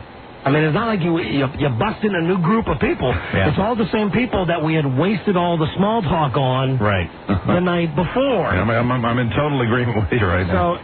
So it was about 12:30 on New Year's Day, and I just had the bags under my eyes. I didn't get enough sleep, and a little hungover, and my wife's a little hungover and overtired. And at one point, she was yelling at me about something to do with the dishwasher, something about I should have scraped more food off the plate before I put it in the dishwasher. And I just turned to her and said, hey, you know what? F you. She says, you know what? F you. And my sister-in-law comes in the room and she goes, hey, what's going on here? I said, you know what, Robbie? No offense. This is my sister-in-law, Robin. I said, you know what? No offense. F you. And she said, hey, no offense taken. F you. And it was like, we were laughing about it, but underneath the laughter... Dude, you're blowing off a little steam. On some level... It's a very good, controlled way of getting it out of your system. On some level, there were real FUs coming out. Of course, yeah, because you were just tired of everybody. And as people would come over during the day, it was a little code that I had with my wife and with her sister. People would come in, and I'd go, Robbie, Frida, hey, here's Judy and Pat. Hi, you guys. And as they would walk by, I'd go, F you. F you. And they would go, yes, F you. F you. That's good in a good way. So the whole day was it was the parade of FUs. And it got you through it. Yes, it did. Except for the minor problem with the Austin Powers movie. Oh, really? That the kids wanted to watch Austin Powers 2, and there were some people in the crowd who thought it wasn't proper for children to watch Not at my house. That's right. Well, Sorry, I'd like to apologize. With my, I'd like to apologize for any damage I may have done to the young kids in my family, including my own. Because that came on at the end of my New Year's Day little function too, when everybody was just all partied out, and I said, hey, sometimes it's perfect. Go ahead, turn it on, and then I see the probe getting ready to be put in Fat Bastard, and I see these poor little heads down there, and you just get to a point sometimes. Well, maybe they'll forget it. Nothing that they haven't seen. Well, until Catherine came down the last day and said, "Hey, Daddy, the little man bit the other man in his privacy." That was the one lasting image when Mini-Me, I guess, bites Austin Powers right there and holds on. In his privacy. In his privacy, yeah. Happy New Year, bad parenting for Y2. Well, we had that same discussion going, and it was the people who didn't have kids, right, who were concerned about the fact that there were kids watching this movie. Right. And that brought out another round of the FUs. It was like, how dare this person say that the twins shouldn't be watching this? Well, F you. No, F you. F you. Well, F you. Well, F you. Well, F you, right. Well, F you. Hold on. You know what? I got just a couple more things. Oh, God. And I do want to hear about your holiday. And Buzz, of course, as always, at the very end of the show, we'll skip right over yours. Oh, good. I will tell you one thing. Since Buzz came to the little shindig I was having at my house, Buzz probably living the most dangerous life of all of us on his holiday. Oh, right, because he was actually in the skies, right? At 7 p.m. That dangerous time. Midnight Greenwich time. The pilots fly by. That's 7 o'clock on New Year's Eve, right? That's right. And Buzz was in the air. Oh, look, he's fine. I'm fine. He's fine now. The pilot came on a couple of minutes after the top of the hour. He told us about 20 minutes before what was going to happen. Top of the hour. Imagine if I was on that plane. I can't. If there are going to be any glitches, they should be coming up in about 20 minutes. I'd be like John Lithgow. I really would. I'd be like, let me off the plane, please. I'm going to die. I never gave it any thought. I didn't know, about the Greenwich Mean Time thing that pilots go by. I thought they went by the same watch as everybody else. I think I said something nice on it. It didn't matter. I didn't give it any thought. That's your goddamn anthem anyway. I'll be safe because I'll be home long before it's midnight. And then I find out that you were in the skies at a deadly time. Midnight pilot time. There was silence. The first couple of minutes of the hour, and about 2 minutes after 7 Eastern time, the pilot came on and said, well, it was touch and go with air traffic control for a minute, but everything's fine now. You think he was goofing you? I think so, because the reports I heard was that everything was fine all around the world, and we were fine. We landed, and everybody was fine. We survived. I would have been crawling. Of course everybody was fine. Oh, my God. You should have seen the crowd scene at Walmart on New Year's Eve. We went to Walmart. Now, we had to buy water, okay? We had to buy water because... Really? Yeah. I'm believing that. Wait a minute. Right. You had to buy water on New Year's Eve. The water at the beach is awful, so we bring up, like, the big things of bottled water. You guys seek out the biggest crowds known to mankind. I mean, if it's not the Renaissance Festival, it's like you're getting your water on New Year's Eve. Well, we didn't even give it a thought. Mom says, you know what, we need to get some water for the party tonight. Let's go over to Walmart and get some water. So we went to Walmart. I said, it's right there it's in the big piles in the back of the store, right next to the milk and the toilet paper and the shotgun shells. I said, look at this crowd. Wow, wouldn't you think people would be at home? And we were both like two rubes walking in there. Right. We said, why is this so crowded? And then we saw the gigantic line of people waiting to buy exactly what we were buying. It's incredible. I had a huge party on New Year's Day, and I actually bought all my stuff the day before New Year's Eve, and because they're thinking that, but they were still there the day before, stocking up. And I saw a lot of water with people with like little shifty eyes, and you'd look at their cars and you'd be like, Did you read about stupid Pat Boone? No. And Pat Boone took all of his money out of the bank. Really? And had a year's supply of food and water. All right. And an underground shelter. You're such an idiot. Took all of his money out of the bank. Big salute to all the people that did that kind of crap. The guy was it in Italy? The guy who took all of his money out of the bank and got robbed on his way out of the bank. Lost everything. Oh, God. Fantastic. Love that. Hold on, we're up on a break. We will be back with more. This is the Dawn and Mike Show. Sports. In fact, before I do this, I just want to leave a message for Don Geronimo. Donnie, you and I are good friends. We'll always be good friends.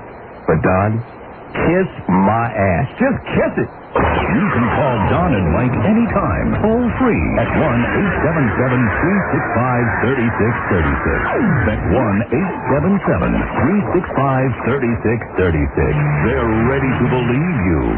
They're marvelous, you daffy bastard. Leave them alone. They're beautiful. Don. Mike. Don and Mike Show. Hey, now stay tuned very soon. Redskins playoff tickets. We got them. Redskins and the Lions this weekend at FedEx Field. We will be giving away playoff tickets today. We'll be giving away playoff tickets tomorrow. And on Friday, giving away playoff tickets along with on-field passes. And if you've never been on the field for an NFL game, it is incredible. And I guess for the playoffs, it's all the more exciting. Pretty cool. So please stay tuned. Listen, let me just finish up real quickly here with the weekend and then time off. Then we get to Mike's time off. We were just at the FU stage. You had just passed through the FU New Year's Day. And I just wanted to throw out a quick plug for the Secret Celebrity Laugh. Yes. Which is coming up very soon, worth $500. Can't figure it out. Tough. And could be worth all the way up to $10,000. That's the tidy sum, Mr. Bigglesworth. TSMB. TSMB in 2000. Okay, as it turns out, I'm just about done. Okay. From the weekend. There's a couple things to tell you. All right. First, I went bowling. That's wonderful. Over the holiday and found out we should do a bowling show sometime because I kick ass at bowling. Bowling is something that, those things they wear, the professional bowlers? Those like, they're not cast? Yeah, but they're like, is it support? It's a hand brace. Because when I bowl so hard that I can't even squeeze anything after I bowl. I'm probably the only person in the world that's such a wuss that when I bowl, I hurt myself. But I actually love the bowling. Let's do a bowling show. Oh, I kick ass at bowling. Take over a bowling alley one day. One day I had 4 strikes in a row going. Did you really? Yeah, when I was playing with Barry. I'm tuned up for my bowling after doing all that elf bowling. Okay, well then, let's do it. Let's bowl. I'd love to. I found out that I kick ass at bowling. All right, and I guess if we were going to have somebody bowl naked, we'd have to be naked ourselves, and that just won't work. I'm sorry, No, I mean, maybe we could just really go bowling sometime. Just have a bowling competition? Yeah. That'd be great. Maybe set it enough in the future that we do a little practicing and stuff. Are you ready to go? I'm telling you, I got into it. Really? I know it's white trashy and everything. I don't think it is white trashy. I think there are a lot of people that bowl from all walks of life. I think there's a significant number of white trash folks. I'll tell you this, though. I've got to get my own shoes. That's one thing that grosses me out is when they give you the shoes. First off, there's ridiculous-looking clown shoes, but then you think about how many other feet have been in those shoes. And I got the same feeling with the bowling balls, too. Where you go back and try to find the ball that fit your hand the best. And they make you wear the bowling shoes. I mean, they're religious about that. They didn't let me bowl in my golf shoes, which I wanted. They're upset about their wood. What a bunch of a-holes. How many fingers had been in those holes before my fingers had been in those holes? Do you have trouble finding the ball that has the right finger holes? I do. I can't. Yes, because I have big fingers. And I don't think I have big fingers, but I'm always finding the tiny little balls that have the tiny little holes in them, and it's a pain in the ass. I'm telling you, I found the perfect ball when we were bowling this one. I had 7 strikes in one game. Oh, really? Yeah, that's what I thought. I was saying to Bart, what's a perfect game? It's like 10 strikes in a row. That's incredible, right? Well, that's 7 strikes in a row. 7 strikes, not in a row. In one game, Do you curve it up there, or do you go straight? Straight. You go straight. Just keep my wrist straight and I look at the little dot in the middle of the floor. And that's how you do it. And I became so annoying that at one point my son wanted to stop playing with me because my son wanted to go bowling to have fun. Right. And, of course, we started doing it. I found out I'm good at it. So if you find out you're good at something, forget it. Take all the fun out of it. Because what we're going to do is I got real serious. And he's like goofing around with me. Right. And at one point I turned around, holding the ball, trying to say, hey, listen, Bart, be quiet. He said, why? He said, we're in a bowling alley. I said, I can do this well. I can do this well, and I'm concentrating now. So I would go down, and at one point I rolled 4 in a row, and I had 7 strikes in one game. Right. So what I started doing, I went to Bart, and I said, now listen, here's what you're doing wrong. You need to hold your wrist straight. Do you put your these 3 fingers, or do you do these 2 fingers and the thumb? No, it's the thumb and the first 2 fingers. Okay. I said, what you got to do is go look at the little dots on the end of the bowling alley, and just line the ball up like that, and just roll it very slow with those dots. Finally said to me, you know what, Dad? I don't want to go bowling anymore. And I said, why? And he said, Because you're taking it so serious, you're taking all the fun out of it. See, he likes golfing with you because you don't care. Right. Right. So then I started lighting up. There's a lesson there, though. There's also a lesson there. I mean, when you don't care, it's just for fun. If for any parent trying to get a kid into sports, ought to remember that, because if you completely take the fun out of it, the kid doesn't want to do it. So then I started trying to lighten up, okay? Right. Except the problem is, you know that other people there are watching you bowl. Yes. And when you roll the ball down the middle and you get like maybe 9 out of the 10, you turn around and immediately you make eye contact with other people. It's like you look around and you go, yeah, that's right. 9 out of 10. That's right. That's right. And you go to the ones where they keep electronic score? Yeah, you didn't have to do a thing. Everything was done computerized. Best thing that ever happened to bowling. So at one point, I was going real good, man. I had like 4 strikes in a row. I come up for the 5th strike in a row. I go up, I concentrate, tell Bart to shut up. I roll the ball right down the middle. I get 9 out of 10. Right? So it's just the one pin is left there. And I turn around and I went, crap. Bart came up to me and said, Dad, why can't you just have fun? Why are you mad? I said, why am I mad? Look at that. There's one pin left down. and then he said, that's when he said to me, hey, if you're going to be like this, right, we're not going to go bowling anymore. And it was really weird because it was like he was the dad and I was the kid. The problem is that I'm just such a clod. You ought to join a league. That I'm amazed that at least we bowled over a 3-day stretch. For 3 days, I had the touch of God when I was out there. The bowling touch of God. It was good. I bet this is him now. Hello? Dad? Yeah. It wasn't just once. It wasn't once what? That you just went, every time you didn't get a strike. If you got an 8, you turn around, you roll your eyes and go, ugh, like, I want to kill myself. This is the worst I've ever done. So, Bart, did he get too into it for you? Yes. I told you. I'm calling you here on the radio right now. Don't lie to you. I tried to lighten up then. You know, Barty, you know this. I'm not used to doing anything well, and I was amazed at getting all those strikes. He said, okay, I'm going to lighten up for you, Bart. So you go up, and you're smiling, and you get 9, and you roll your eyes, and then go, it's okay, I'm having fun. But it doesn't look like you're having fun. Why, because I was rolling my eyes? Because you look so sad, like, this is the worst day of my life. I could have had 8 strikes, but I didn't. I was trying to tough it out, you know.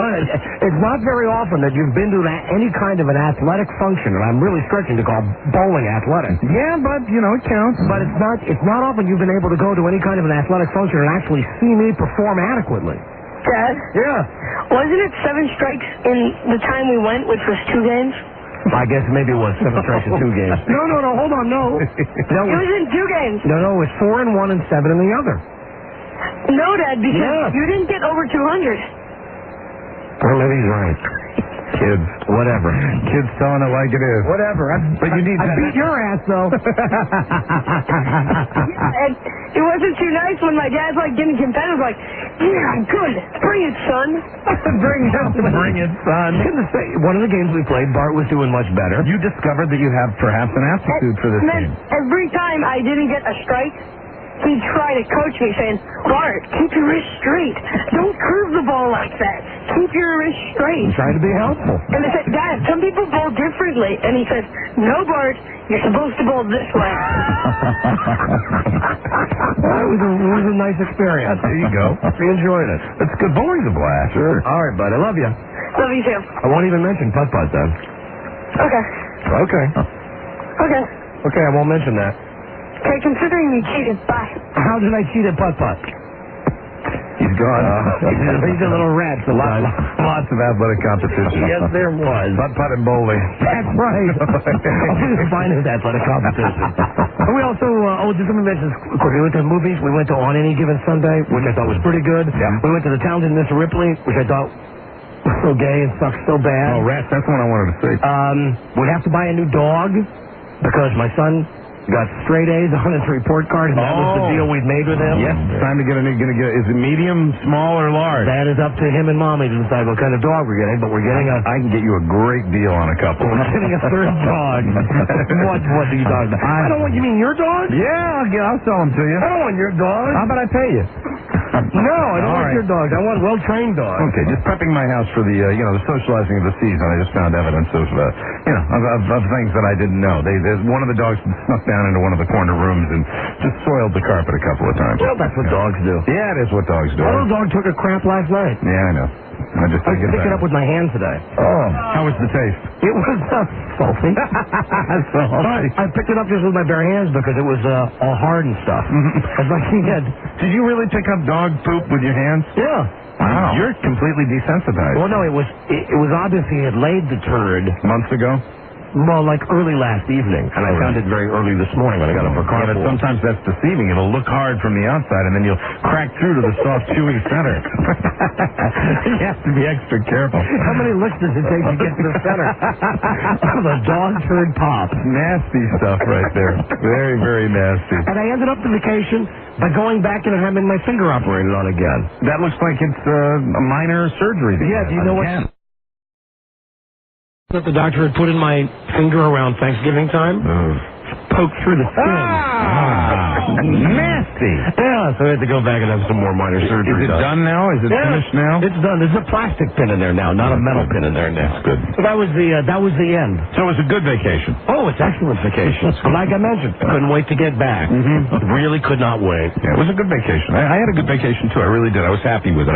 There wasn't anything that happened on my vacation that I would really describe as nasty or bad, other than Buzz was at my New Year's Day party, which I take a lot of pride in. It was great. And you were invited. You were down there with your family at the beach. You weren't able to go.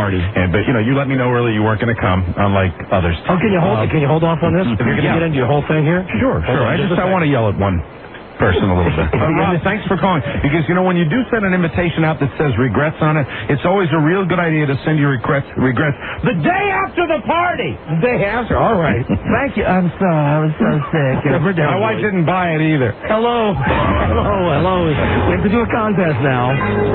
Time for caller 100. I really wanted to be there. Caller 100 time. Good luck with a brand new secret celebrity laugh. Can you figure out who this is? It might have been me when I was laughing at Rob's lame excuse for not coming to my party. It is not.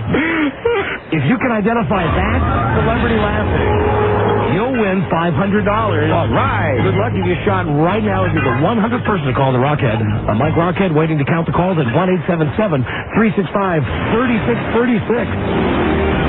This is the Dawn and Mike Show. Thank you, Brad. If you are listening to us in Green Bay, Wisconsin, it's just after 4 p.m. and you're hearing this show on WNFL, Green Bay. Living La Vida Marti. It's Don Geronimo and Michael Mello. Time for caller number 100. All right. And here we go to the toll-free. Hello, Don and Mike Show. Steve here. Is it Don? What, hello? Am I caller 100? Yes. Wow. Yes, you are caller 100. Caller 100. 1-300 AM. What's your name? This is Steve. Steve, where are you from, Steve? From Everett, Washington, KRKO. Beautiful. Steve, caller number 100, and you have won the Real World video for MTV, a copy of MTV The Real World in Hawaii, courtesy of Sony Music Entertainment. That is a good prize, Rob. But wait, there's more. You've also won a $50 gift certificate to CDNow.com. CDNow.com is your online music destination. That sounds great. Are you ready for the secret celebrity laugh number 1? I am ready for it. This is a celebrity laughing. What's that I hear in the background? It's music. Yeah, I know. What is that music, sir? Oh, it's KBSD Oldies from downtown Seattle. That's on the second station. Well, turn it off. You mean on the second station? Hang on, I'll turn it down. I'll turn it off. Yeah, what does he mean, the second? Okie doke. What do you mean? I hope this is not a guy that works at KRKO. No, I listen to it all day on the radio here, but I have that in the background. Wait, I don't get it. I don't understand. You're listening to 2 radio stations simultaneously? Oh, sure. One in my desk here and one back in the background for the store. I have a store here. Oh, you have a store? Okay. All right. All right. Okay. Whatever. Good luck. Really, you listen to 2 radio stations at once? Well, I listen to you. I have KBS. No, hey, look, you know what I would appreciate, really? Since we're talking about perhaps a competing radio station, you don't necessarily have to mention their call letters every time you talk about it. Why wouldn't you just keep KRKO, our station, on? That's the one I have on all the time. Well, then why do you have the other station on? It's just background for commercial time. I like oldies, so I put it on for the commercials. So he listens to the oldies. Well, I'm sure the advertisers are thrilled about that, too. So you mean you leave our show on until we play commercials? Yes. Do you have the other station on when we're on? I mean, is the volume up when we're on? No, it's barely up. What if both stations are playing commercials at the same time? Then I don't really pay attention to either one of them. This guy's a nut job, isn't he? What kind of store do you have, sir? It's a kitchen and gift store. A kitchen and gift store. Do you sell like spatulas and spices and stuff? Yep, all your kitchen gadgets and homemade fudge. Homemade fudge. Oh, yeah, baby. I own a caramel corn shop, too, at the mall. What is it? He owns a caramel corn. Well, aren't we branching out? I'll send you some. What is the name of your business? Broadway Kitchen and Gifts. You know, I got a new name since you're selling both products. How about corn and the fudge? Hey, that'd be clever, wouldn't it? You think about opening up a new butterfly net store. If someone's going to be chasing you down the street with a butterfly net. Very big one. Wow. All right, well, listen, just don't do us a disservice of tuning out our show at any time we're on. Yes, sir. Commercials and everything. You know, you just got to bag that other station. That's a promise. Okay, good. Really? It is. All right. I love your show. I love when you guys phone up Leah Remini and talk to her. That's great. Then we'll say, even though we haven't tasted it, that we love your caramel corn. Thank you very much. Hold on, please. Now, here we go with Secret Celebrity Laugh number 1. I'll play you the celebrity laughing. Tell me who it is, and you win $500. Or you know what? Yes. Because it's the first day back in a new millennium. And you're thinking this guy might not have a chance? Right, man. The guy loses two stations at once and sells caramel corn and kitchen supplies. Not even counting once he's getting on his fillings. We will go 10 times the amount. $5,000? We'll play for $5,000. My God. I'm sitting down. So we'll play for $5,000, okay? Okie doke. Wouldn't that be a cherry for Alan Line 1? Yeah, really. The new general manager. Greetings to Y2K, $5,000. Oh, you'll play for $5,000. Good luck. Please don't answer until Mike sings like Hank Hill. That is the secret celebrity laughing. You'll play for $5,000. Did you sell Mama Elston peanut brittle in your store? No brittle, just fudge. No brittle. Yes,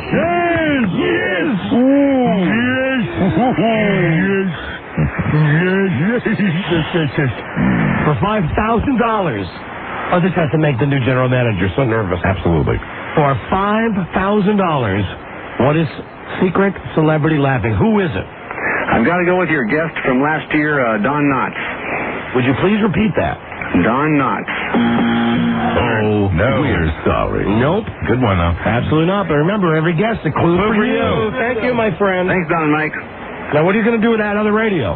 Which radio? There you go. Good answer. Right. Bye-bye. We're going to play some commercials here in a minute. Doesn't matter. You're on. You're on. That's the spirit. You're on right now. Right now. Right now. Right now. You're on. Thank you. Hold on, please. You're on. Okay. Oh, they just heard the radio. He just turned us up. All right, good. He's just sitting there with all these dials, you know, and he's got one of those colanders on his head with the antenna coming out. Hello, I'm ready now. On my right here are oldies. On my left here, Dynamite. How would you like some popcorn? Yeah, there you go. Ultimate stereo. Delicious caramel corn. What's your caramel corn called? Caramel corn? Yeah, well, what's it called? Caramel corn with K's. It's a franchise. With K's. Oh, K's. Caramel corn. That's the best kind. Right. And then it's crazy caramel corn. You got the KKK. Right. We got cheese corn and peanut corn. And peanut corn. Cheddar corn. We got New York corn. Really? What does that taste like? Sewer water? New York corn is white cheddar corn mixed with caramel corn. Do you have Laura corn? I bet you don't put the peanut and the cheddar corn in the same bag as the fudge, because then you might have to pick the peanuts and the corn out of the fudge. That's true. Yeah. So the fudge has walnuts. Oh, walnuts. Man. So is all of this homemade? Yes, it is. Really? I make the fudge. My wife makes the caramel corn. I bet that's the way it works. Do you have John Popcorn? John Pop? No. John Popcorn. No, I know who you mean. Gordon Liddy's the sidekick. Yes, sidekick. Right, his sidekick. Little buddy. The Ed McMahon of the G. Gordon Liddy show. He'll appreciate the promotion. I love it when Gordon and John do their Karnak bit. Oh, they're so fantastic. It's great. I love when Gordon blows into the envelope. All right, my friend. Thank you. Thanks a lot. Hold on, please. Bye, Don. That was fun. Goodbye. Talking with, that's our Seattle station, correct? Yes, it is. Very good. Right. Very Cookie crazy caramel corn. caramel corn and plenty of walnut fudge. All with K's.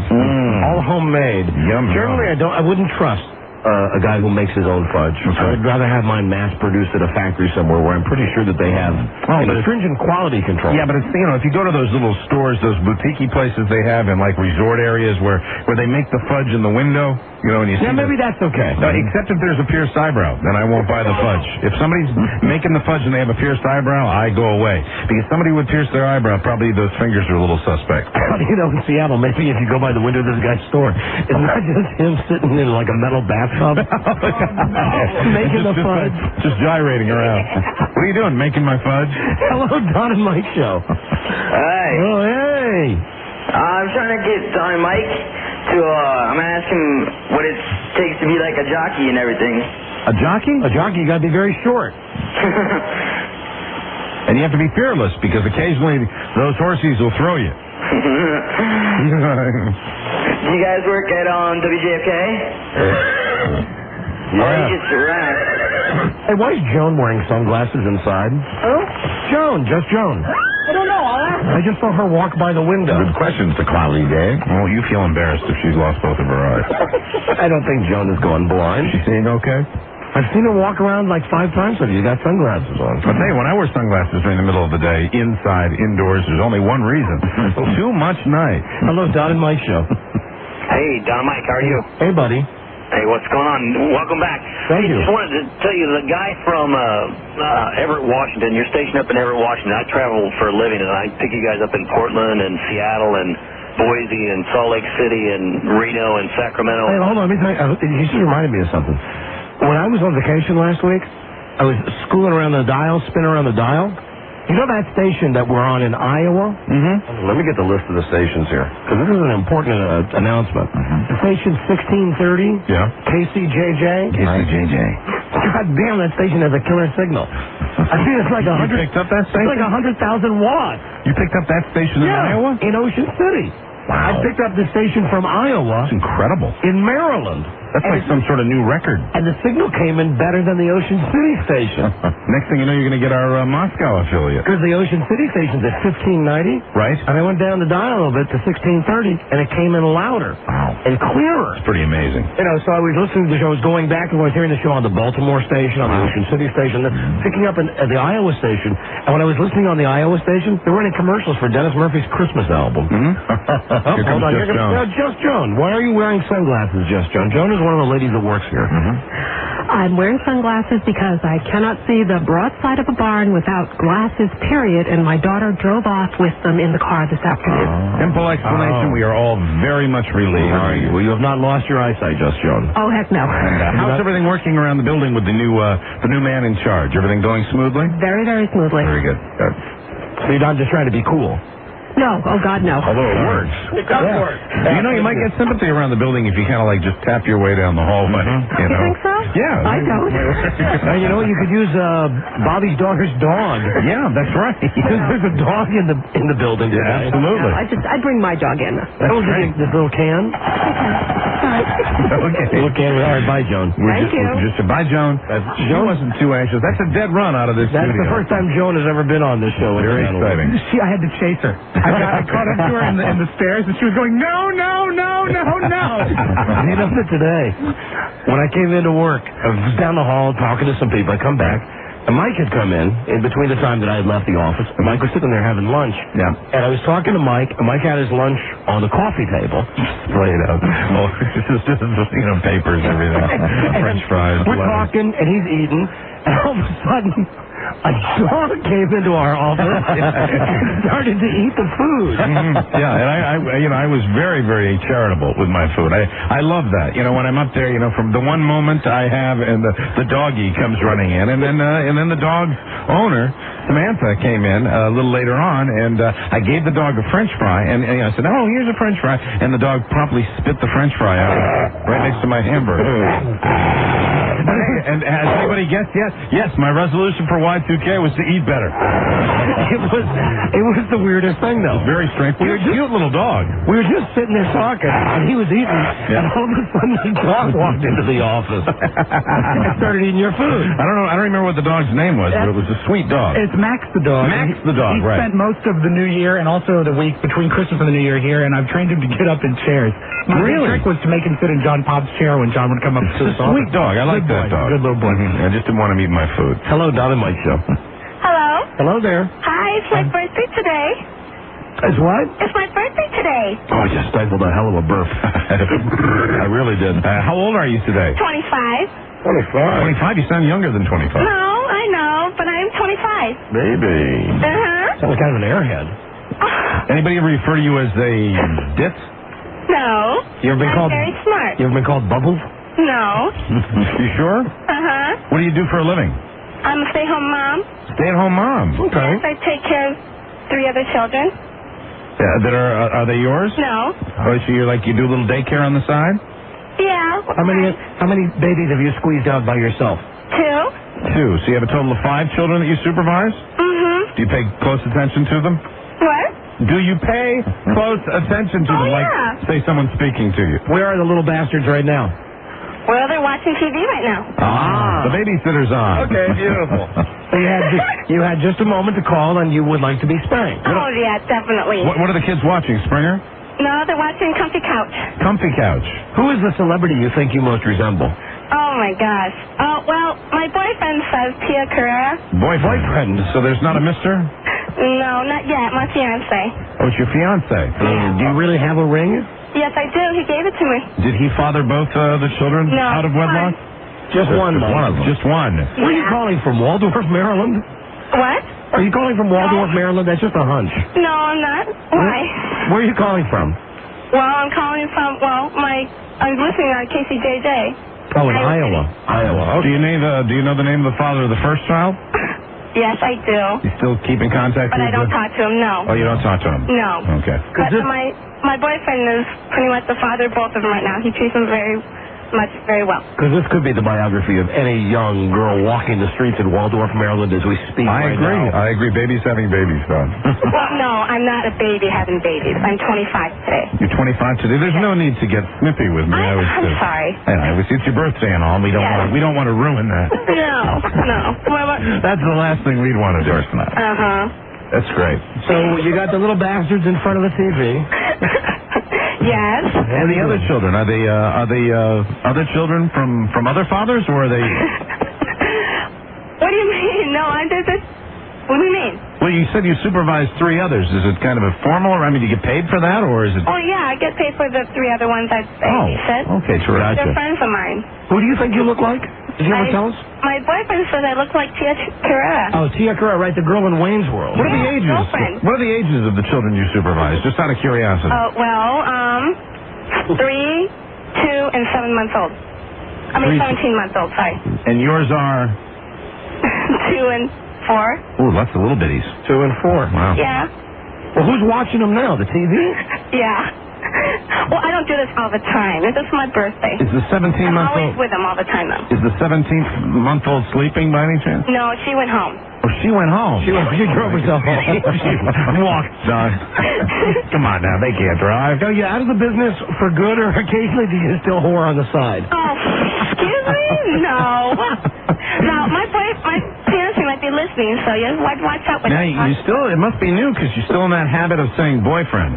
You're not really engaged, are you? No, I am engaged. Now, what is it? A cigar band around your finger? Yes, it is. Yes, he paid very nice money for it. He told me. He did? Yes, he did. And when are you two planning on... May 13th, next year? This year, actually.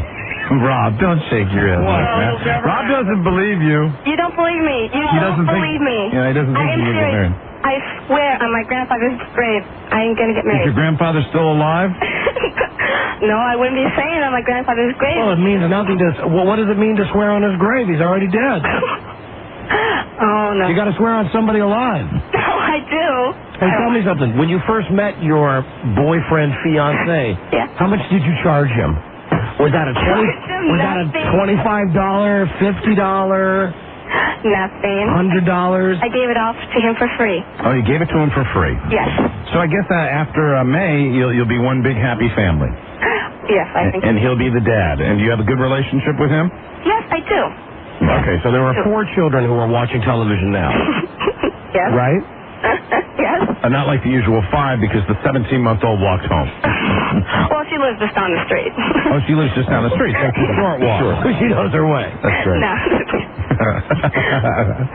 Are you having a good birthday so far? Well, yes, I am. Besides babysitting, I am. And what do you think? Is your boyfriend fiance, going to do anything special for you for your birthday? He's going to go to the No, ATM. he's going bowling tonight. He's going to get some brand new Chris 20s.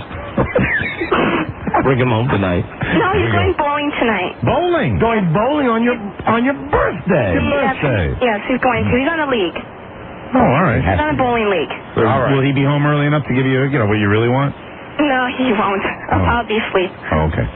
Well, then, let's supply you with what you need. Oh, goody, good. Would you be a good girl? Well, I know you've done this many times before. Pull your pants down. Okay. She's not wearing I any. better shut the door. I don't want any of the kids walking in. She's not wearing any at all. That was simply a little charade. And pull your underpants down as well. Okay, I am. Okay. All right. Bend over. That's funnier than the first comment. Like there would be underwear. Now bend over, please. Okay. Time for the Harry Valentine. Oh, goody. I'll be hitting you. I'll be hitting you with a skillet. Okay. Oh, my God, that's going to hurt. Yes, I hope it does. All right, are you ready? Yes, I am. Good birthday. Here we go. 1, 2,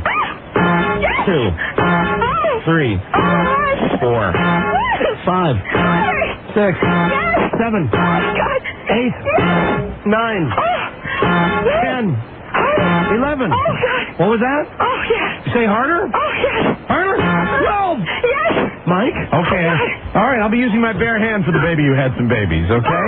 Are you ready? Yes. 13, 14, 15, 16, 17, 18, 19. Oh, no. Groupie cough there. You smoke cigarettes around the children? What? You smoker? No, I'm not. Okay. I'm trying to catch my breath. Okay, very good. 17, 18, 19, 20, 21, 22, 23, 24, and 25. Oh, you didn't need to God, shock you her. guys are so good. 25. Oh, that's not You are so good. Oh, that's terrific. So good. God, I don't know if I should compare you to my fiancé or not. You don't know if what, honey? Should I compare you to my fiancé or not? Oh, yeah, she's giving it the high compliment. Now, listen, I hear the little ones now. Might want to tend to those children. I scared the little ones. Scared her with all your screaming. They think I was hurting or something. Oh, go tend to the kids. Okay. Oh, my. Boy. Well, you guys are wonderful. Welcome to the Thank you so Tuberculosis Daycare Center. All right, thank you. Love you guys. Love you. Thank you. Bye-bye. Ma Tussin calling in. Bye-bye. Bye-bye. Bye. From the Ma Tussin Daycare Clinic in Iowa. That's great. Yeah. All right, now, how many do you think she's going for the kids? How many do you think she's going for the remote? Hello, Don Mike Show. Hello. Hello? Yeah, hi there. Hi. Hi. What? You guys were mentioning that you had bowled over the previous weekend? Yes, I did. Correct. You did. And you were looking for bowling equipment? You might be looking for bowling equipment? No, I'm not. Hello, Don and Mike Show. There's a super salesman. Don and Mike, how you doing? We're back. Yeah. You know what, Mike? I'm going to give you credit.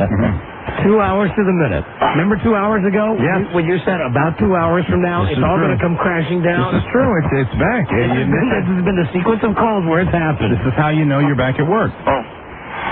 Happy New Year. Happy New Year, Mike. Thank you. Happy 2000, Dennis. Don, when you were switching around the station last Tuesday night, did you hear me? Me. That's the first time in 2000 Dennis has mentioned him. Okay.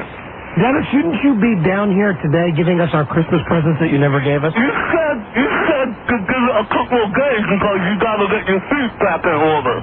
I believe that's probably true. Because we have to get our feet back in order? Well, you know, just have to wait a couple of days.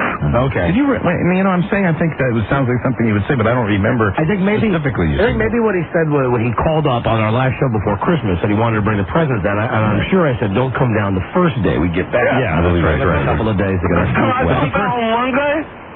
What? Can I come down on Monday? No, you'd have to come down tomorrow. Oh, okay. Okay, we'll see you then. All right, we'll see you then. Thanks. Happy New Year. You get the gifts yet? I'm going to do that this weekend. Oh, you're going to do that this weekend? Well, you can't do it this weekend. You got to do it tonight. Oh. And wear your Santa suit. All right, we'll see you tomorrow. Tomorrow it'll be great because we'll be, all back to work and stuff, and it'll be like Christmas again. All right, see you tomorrow, Santa. Bright and early tomorrow. Beginning of the show? How about later on? No, how about 3 o'clock? Okay, I'll try. All right, see you then. See you tomorrow. Okay. Happy holidays. Happy New Year again. Thanks. Bye. Get us something good. Huh? I said, get us something good. Oh, no problem, Don. You know I'll get you something good. He always gets... Dennis, I'll tell you something about Dennis Murphy. He always brings wonderful gifts tomorrow. Hey, Don. What? You're hard to shop for. What? You're hard He said you're hard to shop for. Hard to shop for. Okay, well, Dennis, you only got like 5 hours till the store's closed tonight. Oh, I'm going to calm.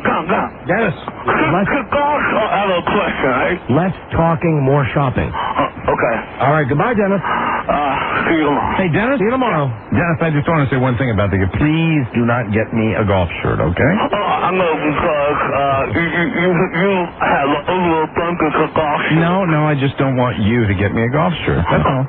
Don't need to analyze it. Thanks, but we'll see you tomorrow. Okay. Bye, Santa. Bye. See you. Adios. Okay. Come on, discipline. There he goes. Welcome back. There you For the go. first time in 2000. Dennis work ethic. There it is. I was going to go out this weekend.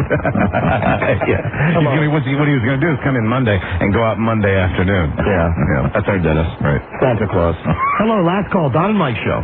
Happy New Year. This is Sam Huff. Hey, Sammy. Right. How's everybody doing this beautiful Y2K? Now, here's the guy I wanted to talk to in the new year. Fantastic, Sam. I hope you're doing well in Y2K. Oh, I'm doing great. How about you guys? Yes. I think we just said that, Sam. Oh, I'm sorry. That's okay. It's been a bit of a break. You know, Don and Mike, we had our family Christmas party over the holiday. Did you really? Yeah, and I tell you what, I got the scare of my life because my sister, Mildred, she apparently had the hemorrhoids. And she got up on top of the dresser to see what they looked like, and she fell and broke her arm. I had to take her to the emergency room in Morgantown, West Virginia. Oh, my God. She broke her arm. She broke her arm, and I tell you, I was scared. I was drinking in the car because I was nervous, and I almost hit somebody. I almost hit a horse and buggy. I don't know what was going on. Man. We're getting way more content from this guy than we normally get. What did the doctor say when he looked at Mildred's hemorrhoids? Well, first of all, when we walked in, he says, "Hey, look, it's Sam Huff, the greatest linebacker in the history of the NFL." And then I guess he noticed that she had a broken arm after that? Yeah, and I told him the story about the hemorrhoids, and he says he came up on the short end of the stick. Jesus Christ. Jesus, Charles Dickens just called us up. Quite a holiday story, Sam. Okay, now that's a good call. Thank you, Sam. That's the call we like. Thank you, Sammy. Never heard the story about his sister before. No, Mildred Huff. A quick break, and we'll be back. You know, I forgot to ask you about your vacation. Coming right up. This is the Don and Mike. This is the Don and Mike Show. Fantastic. Excellent. Outrageous. We just went to a funeral, and it really cheered us up. God damn it. Right. The Don and Mike Show. I was just faced with a nice dilemma. Yes. He told that we have more Redskins playoff tickets than we thought we had. That is a wonderful dilemma to have. So let's give away a pair right now to caller number 100. All right. Obviously, if you live in Green Bay or Seattle or out in the San Francisco Bay Area where you have your own teams, well, F you. Yes, this is some long-suffering Washington fan stuff here. We do have a pair of tickets to the NFC Wild Card playoff game. Redskins and the Lions got them for you right now. If you're the 100th person to call the Rockhead at 1-877-365-3636. Well, right. And good luck. Now, we'll have tickets every day this week, and on Friday, we're going to be talking about this tomorrow. Friday, we're going to have a special contest to give away Redskins playoff tickets and sideline passes. You can go on the field before the game, and a brand new mattress. A mattress. Wow. All right. Just throwing in a mattress for the hell of it. Strap it to your car. That's a good idea. So all of that coming up this week. It's a fantastic ticket mattress promotion. And you will be hosting the pregame show for the playoffs as well? Of course. That's good. I didn't know what the rules were about that. Yeah, so you'll go all the way up to the Super Bowl, as right? far as they go. Good. As far as they go. So caller 100 right now. Good luck, Redskins playoff tickets.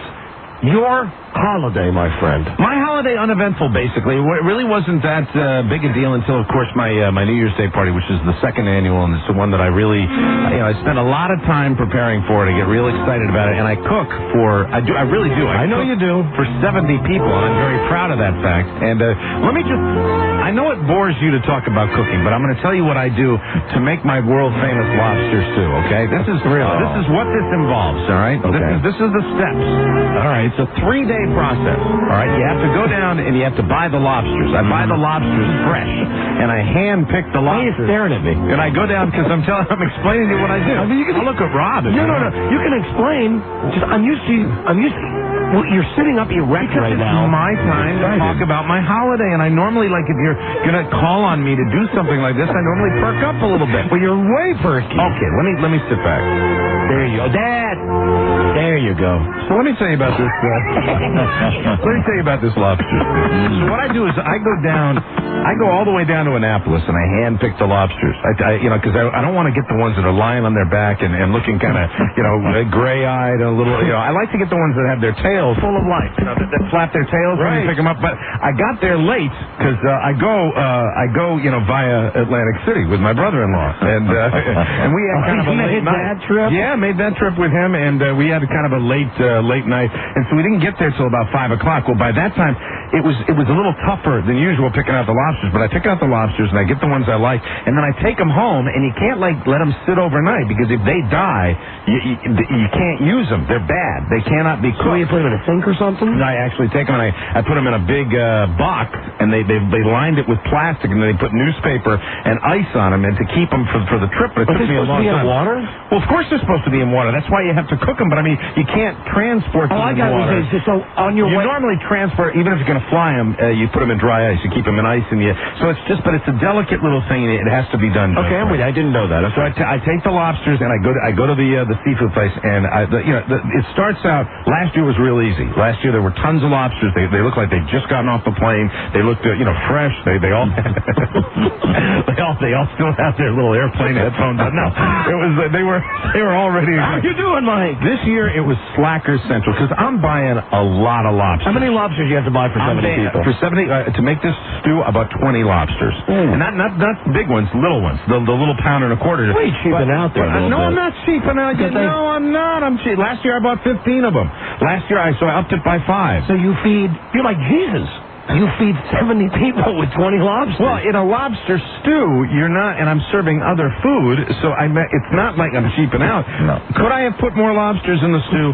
Yes. Okay. Could I have put less lobsters in the stew? Yes, absolutely. So it's not that problem comes up later. But I'm real picky about making this good because everybody loved it last year, and everybody's saying, hey, you're going to have the lobster stew? I said, yeah, I'm going to have the lobster stew. So I go down and I pick out these. First thing I get in the seafood market is Slacker Boy, the super slacker, where the guy's like, and I think, I said I called earlier, I'm getting 20 lobsters, and I kind of think because I'm getting 20 lobsters, I'm immediately going to get a little extra credit, get a little extra service. That's not that. I mean, I asked for a larger box, and the guy goes, okay, you get a lobster. And he goes back. So I finally get the lobsters. I have to take them home. This is one. All right, we're talking about Thursday? Wednesday. I get them home. I cook them that night. Then I refrigerate. Then I put them all like five at a time in those big Ziploc bags, and I refrigerate them. Right. So they stay overnight, so they'll chill. They'll be easier to shuck and pick. The next day, shuck and pick.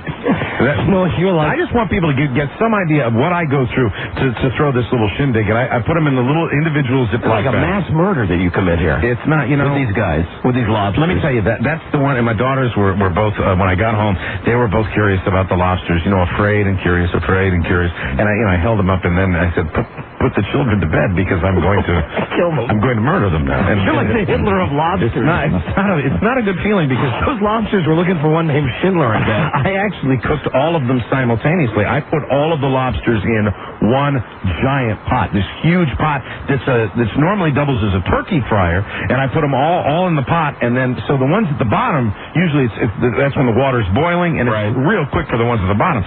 The 3 or 4 at the top, it's probably pretty rough on them. I don't mind telling you, it's probably very disturbing, but they all eventually go, and I get them. So they're cooked. I put them in bags, and I put them in the refrigerator. This is Wednesday night. Thursday, I get up, I shuck all the lobster meat, and I put that in individual little things, 2 big tubs of pure lobster meat, and I refrigerate that overnight. Okay, now we're talking Friday, New Year's Eve. Right. New Year's Eve, I get the big pot, and I put all the lobster, I saute the lobster meat in butter. This is not a low-calorie dish that I'm making here. Then I pour the milk over the lobsters, the right amount of milk. I put the right amount of sherry cooking wine in there, to give it a flavor, and then I cook it basically all day. I simmer this thing all day. You get it up to almost, you don't boil it, because if you boil it, that happens the next day. So New Year's Day, I refrigerate that overnight. So now we're talking Wednesday night, Thursday night, Friday night. Yes, Bobby Flay. Don't call me Bobby Flay. You can call me Don't call me Bobby Flay. A friend of mine tells me he's a nice guy, but I don't like him. I hate Bobby Flay too. So I put it in the garage to sit overnight because it's really going to be a cold night, and it's actually going to chill the stuff. And then the next day I heat it up. Now, the one thing you can't do is you can't let it boil. If it comes to a boil, it kind of separates and everything's going to be yucky, and it's going to shrink up your lobster meat. Well, and you're already being such a Scrooge with the lobsters already. Well, I'm not. Okay. No, I'm not. No, it's generous. There's plenty of lobster meat for everybody. These are tiny lobsters, right? But they're small lobsters, but you get all the meat out. I dropped a lot of money on this. I was not being Scrooge, but could I have put 10 more lobsters in? Probably, yes. If I was to have a bowl of this lobster, you would have meat in every bowl. I made sure that everybody but would there be meat in every bite? Buzz? There was meat in every bowl, not in every bite, but then it wouldn't be lobster stew. You got to have the stew.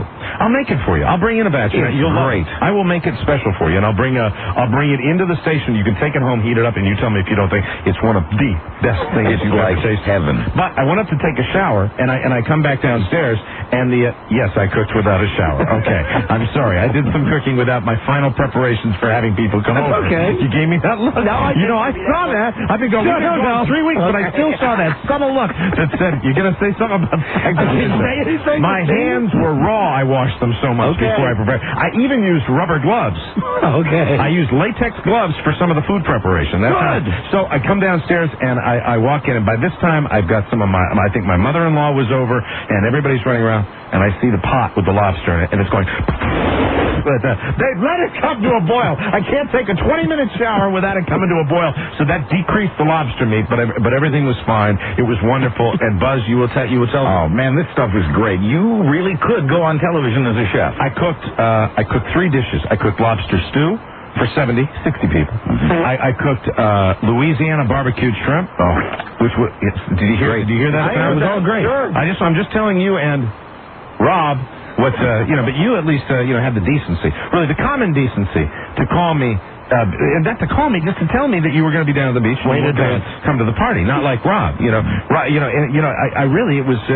called the day after and was the only individual that called after the party to say he was sorry that he wasn't there. I was sorry I wasn't there. I know you were. How should I have handled it? Should I have not called? I don't know. I mean, I felt so bad. So you sent an invitation out that says regret, which means you let someone know if you're coming or not. You don't call the day after the party. I felt bad. I had every intention of going, and then I got sick. That's fine. That's fine. Why did you call on the day of the party? I was sick. And besides, you too sick to pick up the phone? I was not too sick to pick up the phone, but I thought he's got his hands full. He's entertaining. He doesn't want to hear from me. Well, he talked to my wife, so I don't know how the conversation went. But there was screaming. Mighty suspicious. Was she? Yes, she was. If you doubt me, she's not a suspicious sort. She was suspicious about. I don't know what she was. You'd have to take that up with her. If you doubt me, or if she doubts me, you pass along to her the fact that I didn't eat for 2 days, and I didn't go to the Redskins game the following day. I had tickets on my dresser. I couldn't go. I felt bad. Really? Yes. Well, I'm just giving you a hard time. Will you make me some lobster stew? Yeah, I'll make you lobster stew. Will you really? I was looking for. I was very disappointed that you weren't there. There was one person. Rob, you will tell. Would you agree? Rob is kind of the life of the party, and he was just the one. You had the one guy. We had a lot of people from the station. You were the one person I was looking forward to seeing. I would have been good to you there, and I would have made you sick, and you don't want that. Well, there were a lot. Yeah, okay, all right, it's fine. Say no more about it. You missed out on it, and you missed there was only one glitch in the party, and that was at the end. Towards the end, people will go nameless, but there was one friend of mine, a woman, and another friend of mine, a man, and the man, they're not related at all, and they were just, you have that one guy at the party that just has a little too much day, and he'd had a little too much day, and I was a witness. He made a comment about he wanted to put his lips somewhere on this woman. Oh, dear. It's a bad place, gentlemen. Oh, really? And it was, but he didn't say, ass was the word that was used, that it was not pretty. It was, she handled it, fine. Good. She was, but I was, sitting there, oh, my God. 60 people, if that's the only incident, you've come out. Yeah, but last year we had about the same amount of people, and we didn't have an incident. Who did you say that to, Buzz?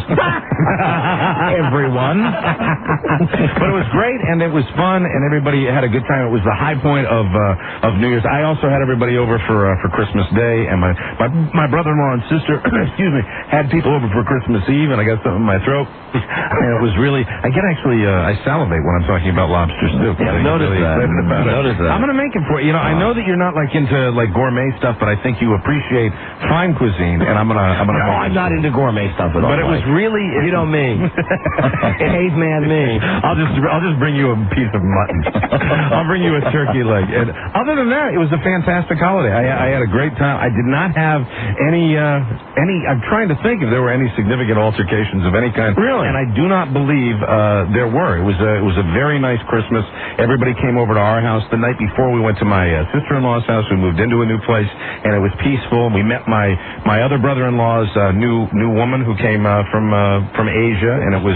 Was it mail order bride? No, not mail order. No, from Asia. No, it wasn't mail order bride. What you telling me? It was fun. It was, and he brought me my one of my best Christmas presents, which was a new Irish whiskey that I'd never discovered. Oh, brother! I discovered it's called Tullamore Irish Dew for anyone that wants to send a gift. It's really it was just wonderful. I'm not really, as much as I like to have a drink once in a while. Really, I do not.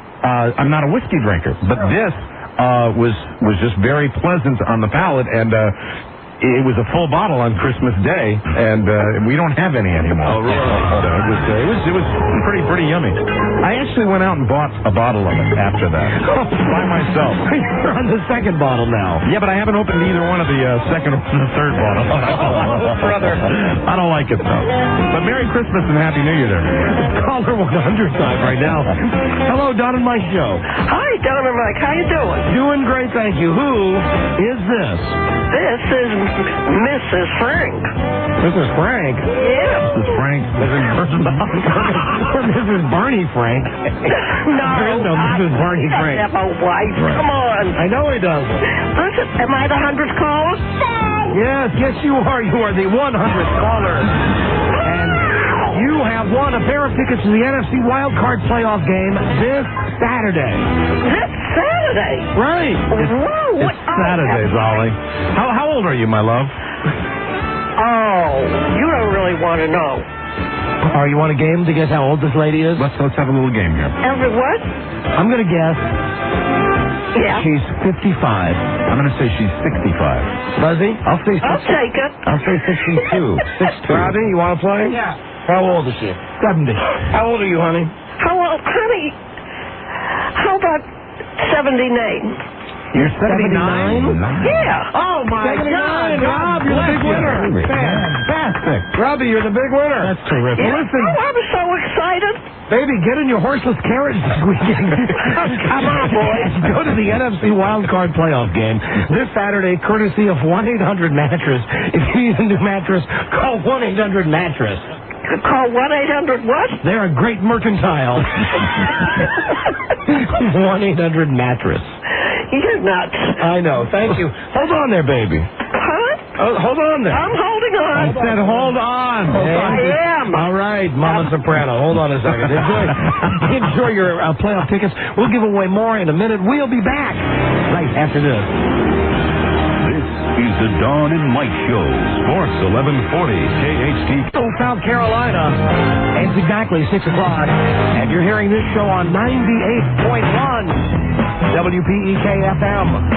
The Peak in Greenville. They are the hair in your eclair. John and Mike. We're back. We're here. We're not going to be gone for months now. No way. Right. Like serving a long-term sentence. We had our vacations. We did indeed. We're here now. That's right. For months and months. Trust me, you'll be sick of us. Quit your belly aching. Very soon you'll be saying, when are you going to play the tapes again? But for now, we're here. Right. A bunch of things happened over the holiday break. Some of them I know are probably too old to discuss. At some point, I would like to talk about that idiot that broke into George Harrison's house. Right. I don't think there's any truth in the rumor that Ringo begging somebody to break into his house. Just begging, please. There we go. I'll stand in front of my window and I'll leave the doors open, okay? You can come right in and this time make it a sharper knife, okay? Thank you. And did you see the guy? Yeah, the guy just, I mean, he didn't look, they said he was 35, 33 years old, and he didn't look, he looked like he was 14. At George Harrison's house, his castle that he lives at in London, it's $2 million for security, yet this guy managed to get in somehow and break a kitchen window. Yeah, it's astonishing when you think of the money that he had invested in security. I mean, more than the average rock star, more than the average happening rock star. When they first announced that story, I thought, oh my God. Right. Oh my God, that's it. George Harrison, someone has broken into his home. And wasn't it a struggle for like 10 minutes? Yeah, and finally... It's one thing that he broke in, but I mean, after the fact, isn't there a button that somebody can... Well, then his wife came in and banged the guy with an ashtray or something. Otherwise, hit him over the head with a lamp, and otherwise he's dead. I mean, really, and you just wonder what were they paying for with too many... I think they had guards. Money well spent. Honey, but the cold was... It's not working. It's not slowing him down. Hi, I'm George Harrison. I never listen to Don Geronimo and Mike O'Meara, and I'm sure they never play my records either. Play some of my records, and maybe I will listen to it. He's the only Beatle we ever had do a drop-in for us. That's right. I got that. I got that one personally. Way back at Wembley Stadium. But was it Wembley Hall? Whatever the arena was. Wembley Stadium, London. It was the Princess Trust concert. Right. So I wanted to mention that. Oh, also wanted to tell you, I read something today in the paper.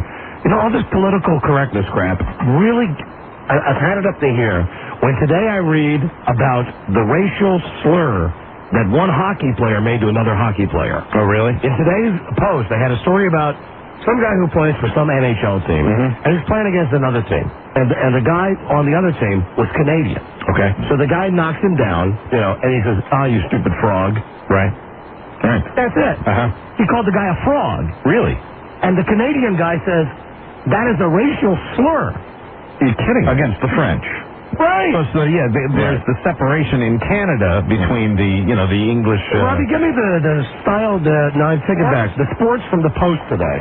That is, without a doubt, the whack... And now, hey, we've been involved in some wacky ones ourselves. Sure. Where I thought it seems strange that people are really, really getting crazy about this. But that's a nutty one, to call a guy a frog, and then they come out and say that you're being... racially motivated in that. Seems strange. It seems French people ain't green, man. About half the Canadian population is French Canadian, I think. So that would be like calling half of the country frogs, for example. That is the wackiest one I ever heard. I mean, that's picking on a big group there. Yeah, but I mean, I don't. But to call them frogs in the heat of battle in a hockey game, right. I don't. Exactly. I don't understand. So this player is. Well, let me get the story here. Crying foul over this. Yeah, he's all upset. Interesting. I apologize. Oh, I thought that was the story coming in, but that's just our egghead producer. Charles Loring Broyhill, who we haven't had the pleasure of saying Happy New Year to yet. No, he's in an awful mood, incidentally. Is he in a foul mood? Yeah. He hasn't been very communicative. That's how he should be. He won the Fantasy Football League. He's not. He's just in a bad mood. He's been in a bad mood all day today. That's because we're back. Thank you, Robbie. Thank you very much. Why are you in such a bad mood, Charlie? Oh, it's okay. Don't answer. He's not even answering. No. Charlie! You could at least step up to the microphone and say hello. I told you. He's French. Just being a pisser today. God, he's a handful. He is a handful. You see, he finished what he had to do. He finished what he had to do. Okay, he was looking for this tape right here. The frog tape. Okay, yeah, Larry King. All right. Proposal Prospel apologizes for ethnic slur. Prospel? Zalka Prospel of the Senators apologized yesterday to French Canadians for using an ethnic slur against Patrice Brisebois of the Montreal Canadiens. Any relation to Danielle Brisebois? But he refused to apologize to Brisebois. Brisebois, who is French Canadian, said Prospel called him a frog during a 4-4 tie in Ottawa. Now, it sounds to me like Prospel is an Eastern European player. That's what the name would indicate. The slur was preceded by an obscenity. So he must have called him like an effing frog. Right. F squared. Propsel, who is Czechoslovakia. Sure, yeah, I thought he was an obscenity. Said before his game last night with the Hurricanes, he did not know the remark was an insult. Yeah, no kidding. Well, it's an insult, but I don't know whether it's the kind of insult. I don't know. I mean, how is it an ethnic slur to call a Canadian a frog? Well, it's an ethnic slur because it's a derogatory term, like an ethnic slur for me being an Irish American would be a Mick, and that's the same. It is that. But I mean, it just seems to me that it doesn't make sense. A frog? Well, that's what it is. I've never heard anybody object to that until now. Well, no, I mean, it is. Of course, make no mistake about it. It is an ethnic slur. It is, no question. That's a fact. I mean, why a hockey player in the heat of battle it's been used. I know it's been used between French Canadian players too, where you'd use it and it's kind of used lightheartedly. I didn't think that it would be something that would make a news headline. Why is it racial though? Is it because French people eat frogs? Like eat frogs' legs? No, it's just, I think it's been a derogatory term for French Canadians. It's always been that. My grandfather, see, I'm part French Canadian, so I mean, my grandfather was. Now we're getting on. We've never heard that before. Yeah, I'm part French Canadian. I've heard of that. Well, what? What do you? The love of Canada. When I tried to bash Canada all these many years on this show. Sure, absolutely. But I mean, it's not. I've heard that for years and years. You've got some green blood in you. That is what you're saying. French Canadian. You've got some frog blood in you. Frog blood, yes. And frog is not a term that disturbs me. Right. I don't get it. There's certain people that just like if somebody was to call me a Mick, it doesn't get me upset. But I'm sure every group has its factions that get upset about that. I don't know what a Mick is, but it would be a derogatory term for the Irish. I mean, I know you're just trying to get to the origins of where the word comes from. If I call somebody, a dog or a cat, or a turtle, I mean that's. How is that ethnic? I mean, I know that Mick is a racial slur. I don't know what a Mick is. But frog is that. I mean, I'm just telling you that it is, and I've known that forever, for a long time. Well, for the 7 years I've been in America, this hockey player says, what I learned was every time you make fun of French guys or something, you would say that. I guess I didn't understand it was a racial comment. There it is right there, and he learned that playing in the NHL. He learned that because he probably heard he probably heard a guy from Winnipeg say that to a guy from Ontario, because it's just, or Montreal, or that's the way. And in Canada, funny, you get a guy from like the western part of Canada, or the non-French Canadian parts of Canada, that would use that as a derogatory term for the French Canadian speaking parts of Canada. That's the way that's used. It's nutty, man. It is. It's weird. It's weird that it became a big. So the guy that was the recipient of it decided to make it a big deal by going public with it. He's the guy who says this guy called him an effing frog during the game. Oh, okay. And so he probably said it to a reporter. I'd love to know the whole history of where that, whether the guy was like being interviewed after the game and then said that, and then somebody picked up on it. Says Prospel called him a frog during the 4-4 tie. Yeah. Said the slur was preceded by an obscenity. Hello, Don and Mike show. Don and Mike? Effing frog. I've heard that before, incidentally. Hello. Hi, you're on the air. Hey, it is a long historical term that's been used against the French because they eat frog's legs. Ah, there you go. It goes back hundreds of years. It's like calling the English. Well, that's what I had just thought. There it is. Yeah. Really? Yeah. It's like why they call it English limeys, because they eat limes all the time, where they're used to on their ships and stuff. All right, thank you, my friends. Hey, you can find out everything. Well, welcome and join us again for another segment of Ethnic Slurs. I love Don and Mike show. Who knew? And we've been calling Larry King a frog because he looks like a frog. He looks like a frog. Right. That's totally different. Hello. Hey, how are you? Hi. And also, I was always taught, I am from Canada, and Western Canadians are certainly, or French Canadians are looked down upon. It was also about how they spoke, because they kind of spoke in a ribbit. So we always called a French Canadian a frog, which was one step down from calling them a Montpé Tabernacle. What? See, when he made that statement where French Canadians are looked down upon, that's what, well, French Canadians would look down on that guy. Right. He's part of Canada. Right. It is and then you have a separate Newfoundland in that part of Canada, which I believe I've heard the term Newfie used, and there are like Newfie jokes, which are dumb guy jokes. Oh, they're like Pollock jokes. I've heard those before. Yeah, I've heard those before. And so it goes. It goes through the whole country. They got a lot more problems up there in the Great White North than you would think. I used to really love a good Pollock joke. Mm-hmm. Remember when you used to get like Pollock joke books? You'd be able to go to the store and buy a whole book of jokes about Pollocks? Yeah. That was great. You don't hear those as much anymore. No, then it was blonde jokes for a while. Yeah, I think one day you read the list of blonde jokes that we have. Now you don't have any good jokes. There's no group that's joked about. No. And nobody's written any new blonde jokes would be the last. That was the last that really were big rage. Lots of them. Hello. Hello. Yeah, you're on the air. Hey, how you doing? We're doing great, thank you. Hey, listen, I'm from northern Vermont, and we're right on the Quebec border. That's French Canadian. That's French Canada. Right, and this is total BS. They always were called frogs because they would come to U.S. and not tip anybody. And they had a kind of a bad attitude against Americans. As much as I'm sitting here going, hey, making much to do, but then you hear stuff like this, and you can feel it building, can't you? As more and more people are coming in. They'd come in, here's why it happened. I don't know. All I say is, who says racial intolerance is rooted in stupidity? Hello, Don and Mike Show. Hello, last call. Hi. Hey, guys. Hi. If anybody remembers, there was a big war that, every French poodle was trying to run from. They jumped the pond to Canada instead of fighting. Who did? That's why the French, instead of staying home and counting on that. You're speaking out of your butt. You don't know what you're talking about. Please. Goodbye.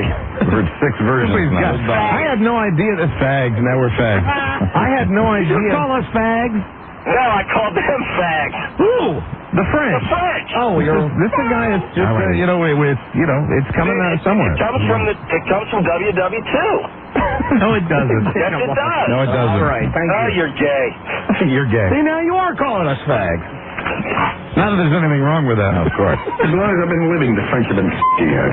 Right, Artie. Yeah. It's so nice on the first day back. It's a lovely dance we dance, isn't it? A quick break, and we'll be right back with plenty more.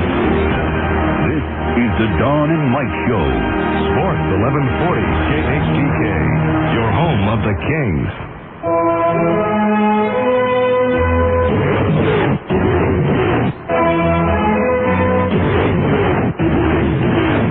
This musical selection has been brought to you by the Duralast Gold Battery from AutoZone with an 8-year warranty and 3 years free replacement. Duralast Gold beats the others.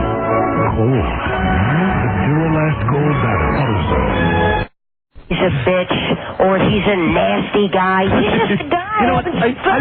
I would maybe agree with you as long as we could take Kathy Lee Gifford out of the equation. You take Kathy Lee out of the equation, she's got a point. If a guy does that, it's Let's like... take her out of it. Okay, yeah, you're right. I think you're absolutely right. Kathy Lee. She's a bitch. Right, okay, she's a bitch. You're right. Good. Here's what the Washington Post wrote about Kevin today. All right. During the third half hour... Just for the record, this is how long it took Buzz... Oh, no, this is from Rob A. Buzz actually very quickly got your New York Post. This is Rob A. got me this out of the Washington Post. All right, go. During the third half hour, billionaire and aspiring presidential candidate Donald Trump, blah, blah, blah, blah, blah. Later came the lamest and most shameless pre-tape segment, a so-called tour of the neighborhood conducted by Kevin James, star of the CBS sitcom The King of Queens. Is the GM building in Queens? No, but, well, it's obvious why James was there. He wasn't any funnier stumbling through the piece than he is on his own show. Wow. Ouch! Yeah, it's pretty nasty. Ouch, that hurts. Pretty nasty stuff there. Now, you don't think we should call this person? Well, frankly, I don't know if he would take our call today or not. Why? I mean, all right, Charlie, try to ring Tom Shales up. What's the attitude about him? Tell him we have Leo on the line. If he's there, I bet he would come on with us. Yeah, he's done that before. Yours? What? Is any friends of yours? Yeah, well, I mean, he's an acquaintance. I wouldn't call him a friend. He's been on the show. He's usually very accessible for us. He usually comes on when we want to talk about something. He generally comes on once a year for sure. Right. When he writes, every year he writes, Leah, the most eloquent, beautiful, anti-Kathy Lee column when he rips apart her annual Christmas show. And what he does is, he comes on our show the day before it's in the newspaper, and he gives us a preview of it, and he sends me a copy of it. I get to read it real dramatically with music and stuff underneath, and he gets a kick out of it. And it's our big exclusive with Tom Shales. Right, because he wants to promote his newspaper. Yeah. Right, and because he hates Kathy Lee like we hate Kathy Lee. But let's also see what he, How are you going to handle him, Leah, if we do get him on? Paper salt. How would you approach Mr. Shales if we got him on the Well, I would line? say, is there not one thing you could say nice about Kevin? That's okay. I mean, out of all the time, weeks and weeks now, 2 years we've been on the air, there's not one 22-minute segment that Kevin made you smile. Now, that might be the fact that people, have a very hard time making it in this business. Now, I think there might be... What chose to write about him? There might be, actually. He may have very well written something nice about Kevin in the past. I'm not sure whether he has or hasn't. From his little mouthy. You may actually be thinner skinned than we are. Yeah. I mean, you're having the type of reaction to this that we do in the Washington Post, right? That's what I love about this lady. That's great. Because I'm very sensitive It's about natural. it. And you're honest about it. I hate when people get to do stuff with no repercussions of it. I agree. Oh, that's how me and Mike make our living now. Absolutely. Oh, well, yeah, that's us. If you're going to do something, you should be man enough to hear the other side of it. Yeah, but, we don't... That's the great thing about doing the show, because when people call me with the other side, I just hang up on them. And we don't affect anybody, really. Yeah, right. Anybody that would take us seriously is a fool. All right, Robbie is dialing up the personal number for Tom Shales of the Washington Post right now. And we'll see if we can get him on with you. Robbie, what's happening? It was busy before, now it's ringing. It's ringing, Hey, okay. Jackie? He's on the other line right now. He's on the other line? Here. Can you leave him a message? I will, yes. All right, hold on. Leah, you'll hear Robbie leave the message. He's on the other line right now. I'm not going to say anything. Okay, you don't have to say anything. Hi, Mr. Shales. It's Rob Spiewak here with the Don and Mike Show. And Don and Mike had a question for you regarding a review of the Brian Gumble Show. If you could please call us today. Tell him that Leah Remini's on the line. He said that? Leah Remini. It starts with Kevin James. And the King of Queens is on the line with us. So if you could call us backstage, sure be great. Thanks. Leah, surrounded by incompetence. What happened? I swear to God. Buzz, congratulations. Yes? You've just moved up in the pecking order. Oh, second from the bottom. Yes! Congratulations. A reason to go on living. What happened? Oh, what happened is Rob was making the call to Tom Shales' answering machine, and it didn't convey the fact that we were here live with you right now, and it was just like his standard. Hi, Mr. Shales, this is Rob Spiewak from the Don and Mike Show. Don and Mike would like to talk with you about, listen, we have Leah Remini, who's the star of the Kevin James Show, on with us right now. And she's got a bone to pick with you. Right. Right. Which is the truth. Robbie, call back. You know what? Robbie, Leah, do you want to talk to Rob? Conference the numbers together. I'll leave him the message. Oh, hold on. What? Leah, I know that he has failed us right at the Yes, Leah, I'm going to just call myself. You can hear. I'm going to leave the voicemail myself for Shales. Give it up, baby. Here we go. Give it up. Charlie Broyhill has now entered the studio. Lots going on here today. I left a message for him also. Okay. Same thing. The third message. Well, this will be the personal touch. Tommy, yeah. Michelle, do you think... I'm doing a live radio show! Boy. Quiet. You sound like Miss Bobby. Man, that's great. Have you done Broadway? Anywho. Let him hear you in the bathroom. Hello? Left on this machine will bring comfort and hope to a cranky old shut-in. Wow. Hey, Tom. Everybody loves Don and Mike. You can call Don and Mike anytime, toll free at 1-877-365-3636. That's 1-877-365-3636. They're ready to believe you. It's sometimes I like the Jews. This is Buzz. I get my hair cut on the Cow Avenue. I ain't never been in the barber shop and heard a bunch of brothers talking about Jews. Black people don't hate Jews. Black people hate white people. We don't got time to dice white people up in a little group. I hate everybody. I don't care if you just got here. Hey, I'm Romanian. You're Romanian crap. Yo. They're whacked. Don and Mike. We have more Redskins playoff tickets, and we'll be giving away an Uno Momento. All right, big game coming up Saturday. And postponed from 1999, sometime soon, Robbie, we're going to have to bring out that box of records to find the worst song of the millennium. Got records, got CDs, got LPs. This is going to be a fun trip. So much to choose from. Yeah, we got tons of stuff. We never got to it before the end of the year last year. That's coming up. Also, the brand new, totally retooled Las Vegas-style show. All right. Make it gets triumphant return very soon. Details, TBA. You mean retooled. To be a noun. Hello, Don Mike Show. Hi. Hi. Oh, I'm sorry. I was holding for your email address. You were holding for our email address? Really? Come on, guys. All right, here it is. Break into my house at AOL.com. No, I wanted to send Mike an email about his advert for the NIH benefit game. You mean for the hockey game that I'm flying in? An advert, Mike. An advert. You've got the wrong accent. The wrong accent. Well, where are you from? Well, have a guess. You're from I say you're from New Zealand. No. From the UK. No.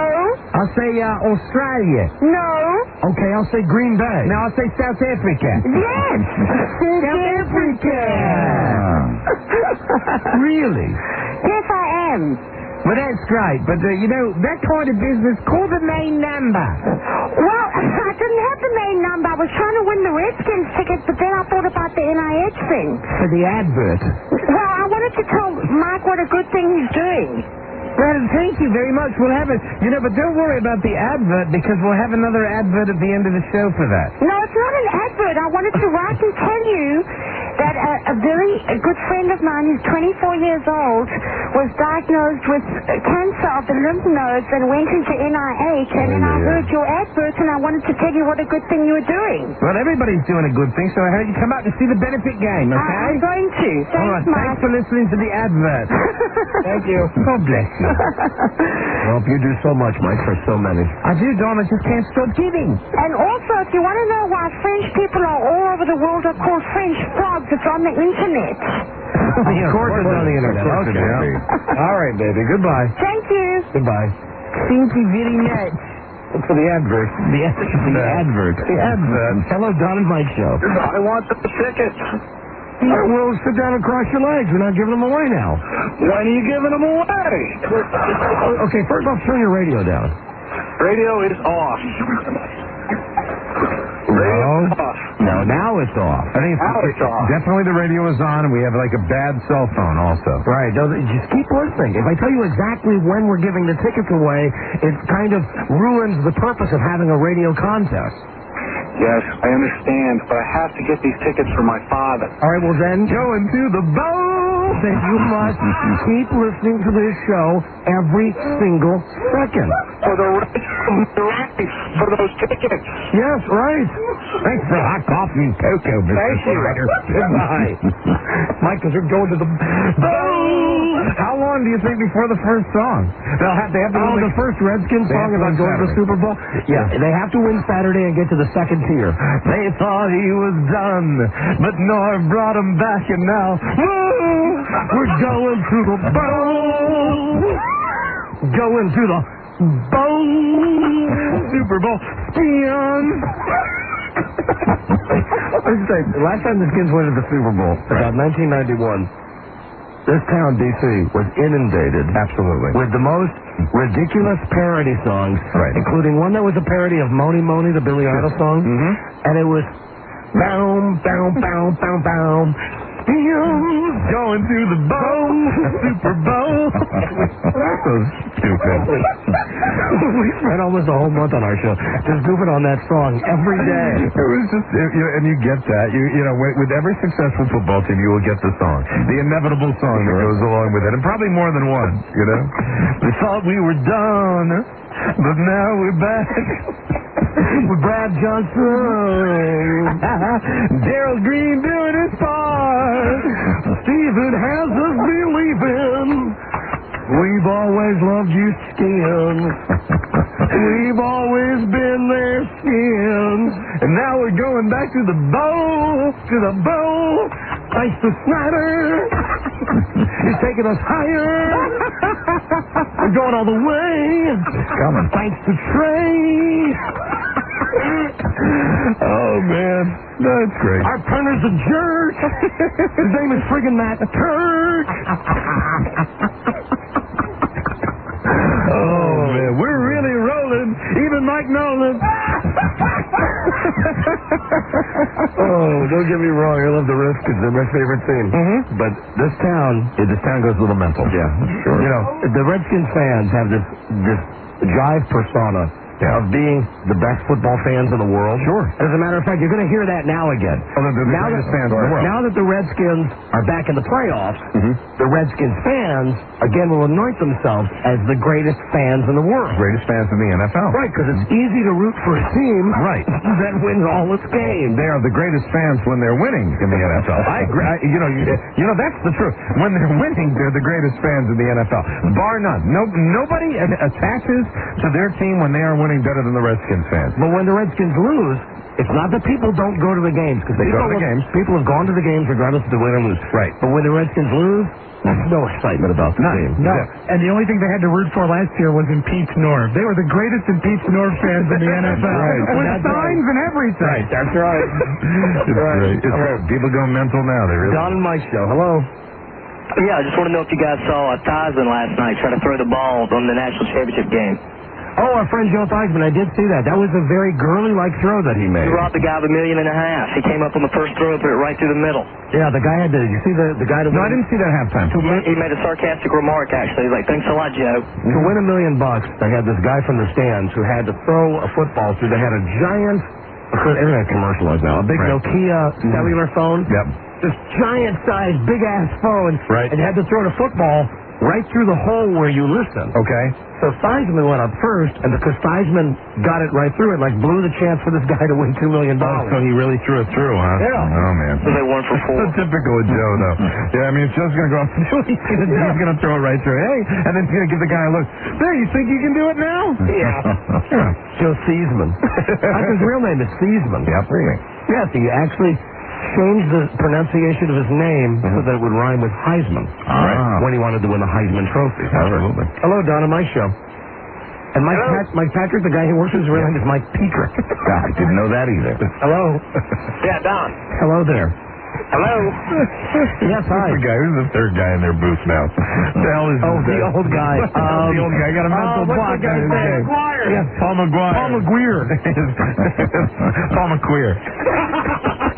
That's why he changed it. Super Bowl. Paul McQueer, Mike Petrick, and Joe Theismann. That's it. The three of them. Hello. Yeah, Don. Yeah, hi. Yeah, I had a question for you. Right before the first game against Dallas at home. Boomer changed his name, too, on Monday Night Football. It used to be Boomer Esiason. And he just changed it to an ES instead of the A. Smart move. Should have been there. Boomer Esiason. Okay, what?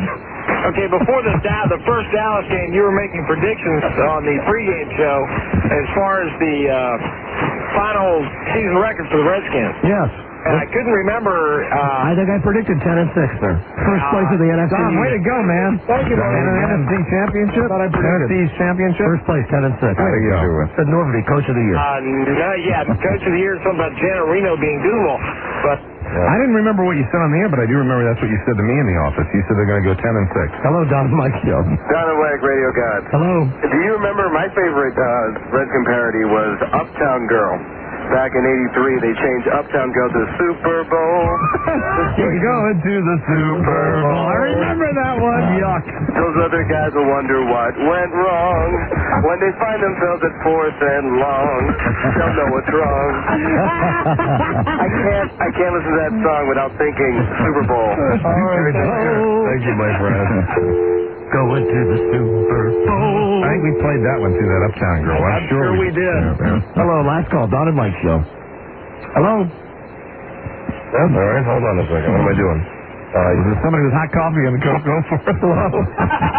Hello. Oh, now what have I done? Have I just screwed up all the telephones? Here's a shot of the hardworking fans playing cards to sleep overnight. bitches. How you doing? Did you call us your bitches? And then he hung up. And then he was gone. It got, it took this long until we got right into the weird mode. Hello, Don and Mike Show. Hey, guys. How you doing? Hey, we're doing great, thank you. Hey, did you hear about the Regis was in the news this morning? Why?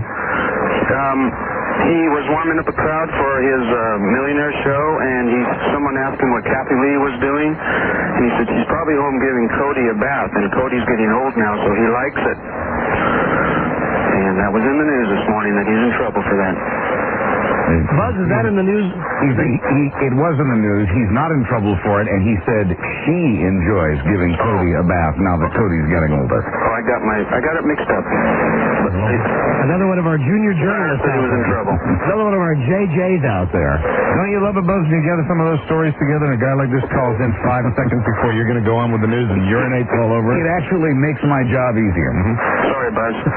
Goodbye, sir. Goodbye. Thank you, sir. Well, we have Buzz here, my friend. Why would he get in trouble for that? I mean, No, he hasn't. He hasn't gotten in trouble. why was it in the news then? Because it was released by the PR firm for the show. No, because somebody was at one of the tapings and then told the New York Post about it. Well, you know, frankly, Kathy Lee is, Cody's getting a little bit old to be bathed by Mommy. Well, Cody's how old, Cody? He wasn't really getting bathed by her. That's just what Regis said. He wasn't really. Oh. He wasn't. Somebody said, "Where's Kathy Lee?" She's giving Cody a bath. Oh, so she doesn't really give Cody a bath. We don't know. I think there might be a 50-50 shot at that. That's what Reed is saying. Does she give him baths? Well, I don't know. I'm not there, and Reed doesn't know either. But he said that he thinks Kathy Lee enjoys giving Cody a bath. I took regular baths when I'd come home from college. Now that Cody's getting older, I'd be bathed. All right, hello. Hello, Don and Mike show. They were great. Hey, Don. Yes, Hey, Mike. Really, last call. Hello. Hey, Buzz. Hey. Beep, beep. Hey, What? I got a question. Two things, actually. First of all, Joe Theismann missed 3 of them, which, knocked this guy out of winning up to $2 million. But he did make the 4th one, right? Well, he made one, and which only gave him $50,000, and the guy made one himself, and he added a 0 to make $500,000. Right, the guy did okay. So if Theismann had gotten it through all 4 times, the guy would have won $2 million. Right. But Theismann's such a jerk anyway. But well, I thought he was trying to throw it through the stupid telephone. He tried, but I still think he's a jerk personally. Why? A long time ago, I asked him for a picture, and he turned away. Really? Yeah. Are you sure he heard you?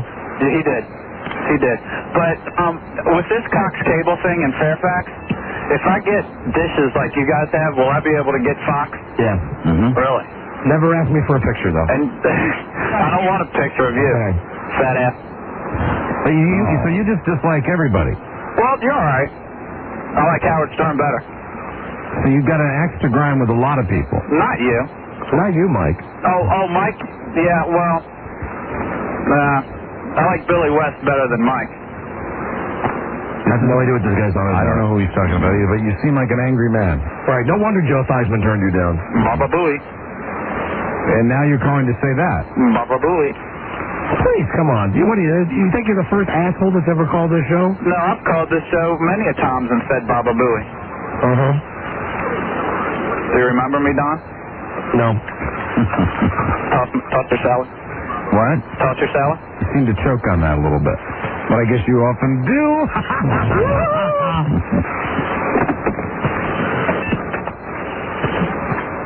Hang up now. I got all the patience of a saint. Hang up. I've been waiting for 3 weeks. First a-hole of the new year. Ready for you. Hang up. Absolutely ready for you. This is Robert Abui from Fairfax. There you go. Turn the radio up so you can hear your pathetic attempt at being funny on this show. Just remember while you're driving down the road who's talking into the radio right now and who's driving in their car listening to the radio right now. Baba Booey.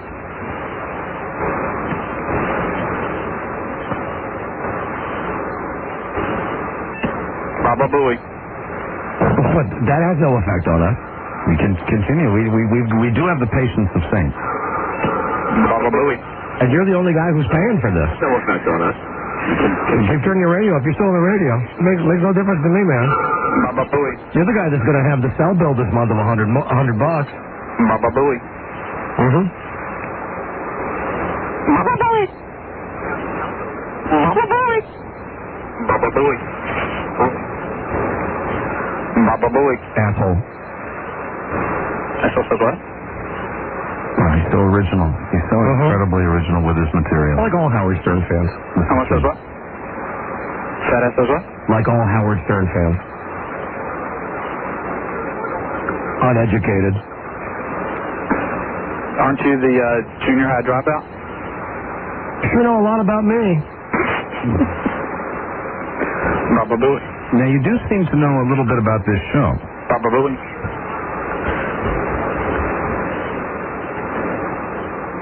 Baba Booey. Ethel. Baba Booey. Ethel. Baba Booey. Ethel. Baba Booey. Ethel. Baba Booey. Ethel. Baba Booey. Ethel. Baba Booey. Ethel. Baba Booey. Ethel. Baba Booey. Ethel. Baba Booey. Ethel. Baba Booey. Baba Booey. Baba Booey. Baba Booey. Ethel. Baba Booey. Baba Booey. Ethel Infinity. Baba Booey. Baba Booey Infinity plus one. Great representative for the king of all media. At least you know it. Great emissary you are. I'm very proud. And we won. We won. Ladies and gentlemen, total victory. As usual. Thank you. Sorry for putting you through that, but Thank you. we, sometimes just have to be more petty than that. Yes, Rob, get right on that. Get that number, keep it for the file. Maybe after we've been back for a few months, we would have just hung up on that guy immediately. No, we just had to, hone the blade a little bit. Right. I'm going to make sure I got his number.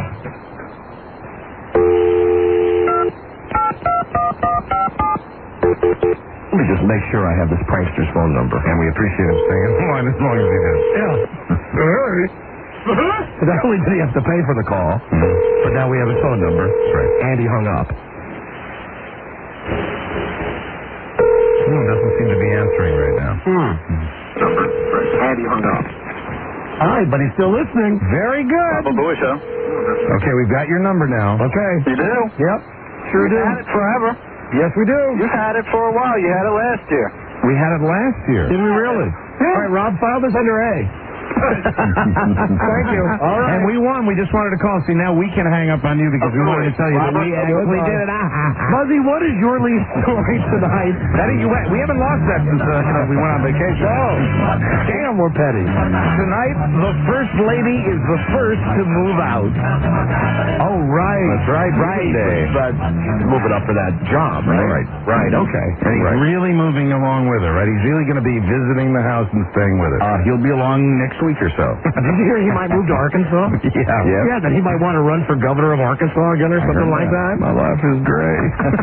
Separate but equal. Listen, Buzz. Yes. News and comment coming up next, but first, let me lay this on you. A couple of Redskins playoff tickets. All right. Tickets for the Washington Redskins, Detroit Lions, NFC wildcard playoff game this Saturday. Why'd you say wow, ladies and gentlemen. Wow. Be the 100th non-asshole to call this show. I believe in Steven. At 1-877-365-3636. This is the Dawn and Mike. You can love your pet, but just don't love your pet. You know what I mean?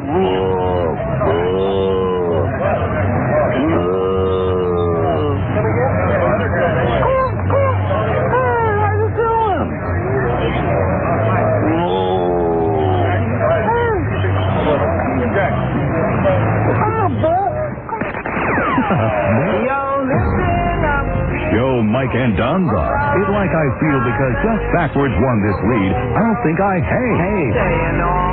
Caller 100 time. Right.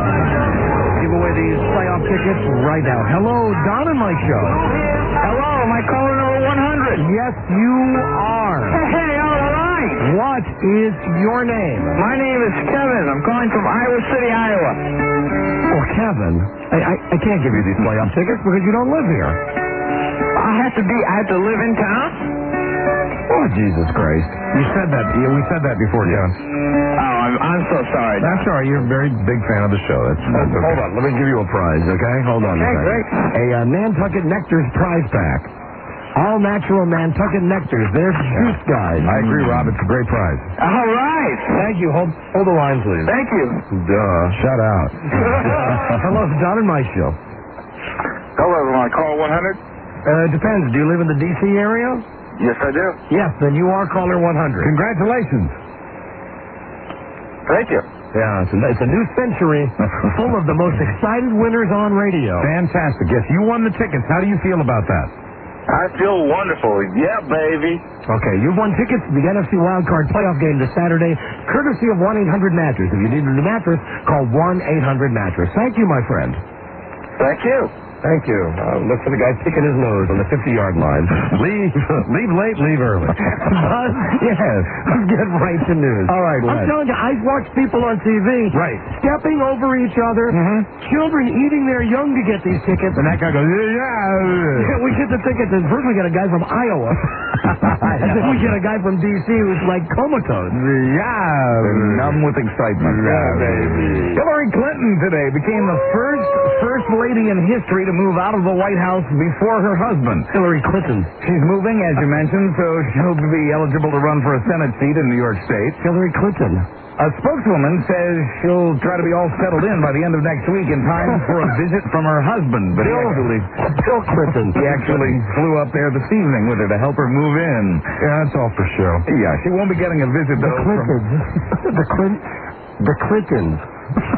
That's with an N, of course. Yes, of course it is. Of course it is. Yes. She won't be getting a visit, Hillary won't, from fellow New York suburbanite David Letterman. He's made a running gag out of the fact that she's never accepted his open invitation to appear on his show. This week he said on the air, "We're rescinding the invitation. Don't even bother coming over." It's your old pal Dave. I wonder if you would take a request. Yeah. Go into real estate. Says they moving and he's there. He's standing on the porch. Hi there, can I help you with some boxes? With a timely real estate joke. That 6-year-old Cuban boy rescued from the waters off Florida is finally, apparently, going home. This is Larry Michael, Westwood One, Notre Dame Radio. Go back to Cuba, I do. U.S. government officials say they met with the boy's father and were convinced he's close to his son and that he really wants the boy to go back home to Cuba. The boy actually heads home for home sometime next week. Good, and buy me some cigars. There you go. Good thing about Cuba. Now that we're sending him home, maybe that'll happen. Today, the money came back after what was referred to as a bloodbath on Wall Street yesterday. The blue chip stocks bounced back today. The Dow closed up 124 points. NASDAQ was down 24, but that's much better than the way it started the day. It'll be money. And Jane Fonda and her husband, Ted Turner. They separated after 8 years together. They say they're still committed to a long-term marriage, but they're also looking for a little personal time away from each other. I want some personal time, boy. Get some. I lost the rights to Andy Mayberry, Beverly Hillbillies, and now Jane has left me.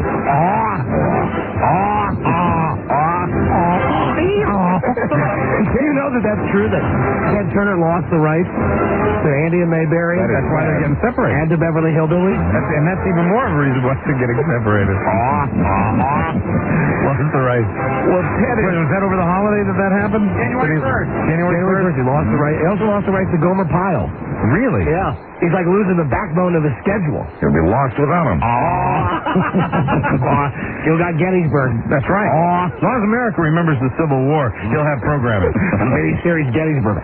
Isn't that George Washington thing on? Isn't that one of his networks, right? With Jeff Daniels, he was on here. You know, they know that they lost the rights to Gomer Pyle, but now I'm looking at two blank faces. Still has Little House every morning at 9 and 10. That's the important 2 episodes in a row. I'm going to look in the paper and see if he's running the George Washington show. just bear with me. I saw a picture of it, and I think it is George Washington on one of the Turner networks, but I'm not sure. That's it. Is that it? I believe it is. The Word Network. He has all that programming, whether he produced it or not. Can't find it. Big Lebowski is George Washington. Ted, the guy from Dumb and Dumber is going to be George Washington. Ted has talked publicly about seeing a marriage counselor. He also says he's not a saint and that adultery should not be one of the 10 commandments. Well, I'm for that. Quoting Ted, if you're only going to have 10 rules, I don't know if adultery should be one of them. This is the third marriage for both Jane and Ted. And Rosie O'Donnell has a new baby. It's her third adoption in 4 years. Yes, okay, all right. Yeah, Rosie, who's shown no interest in getting pregnant or married, says she wants to have a big family. You know, Buzz, yes? I want to talk about this. Okay. I want to do a break, then I want to come back and have an elongated discussion about how there are people in our listening audience right now who want to have kids. That's right. Who desperately want to have kids. Right. I want to hear from somebody's wannabe parents. Parents who can't conceive. Oh, this is Sam Huff. Wow. No, I'm trying to be serious for a minute. There are people. You got him in back here. There are people listening to us now who can't have kids. And these people will jump through goddamn hoops to adopt a baby. And they do. Yeah, don't make me laugh because I'm being serious. Hi, this is Surf. Forget. I'll tell you when we come back. All right. Okay, we'll be right back. This is the Dawn and Mike.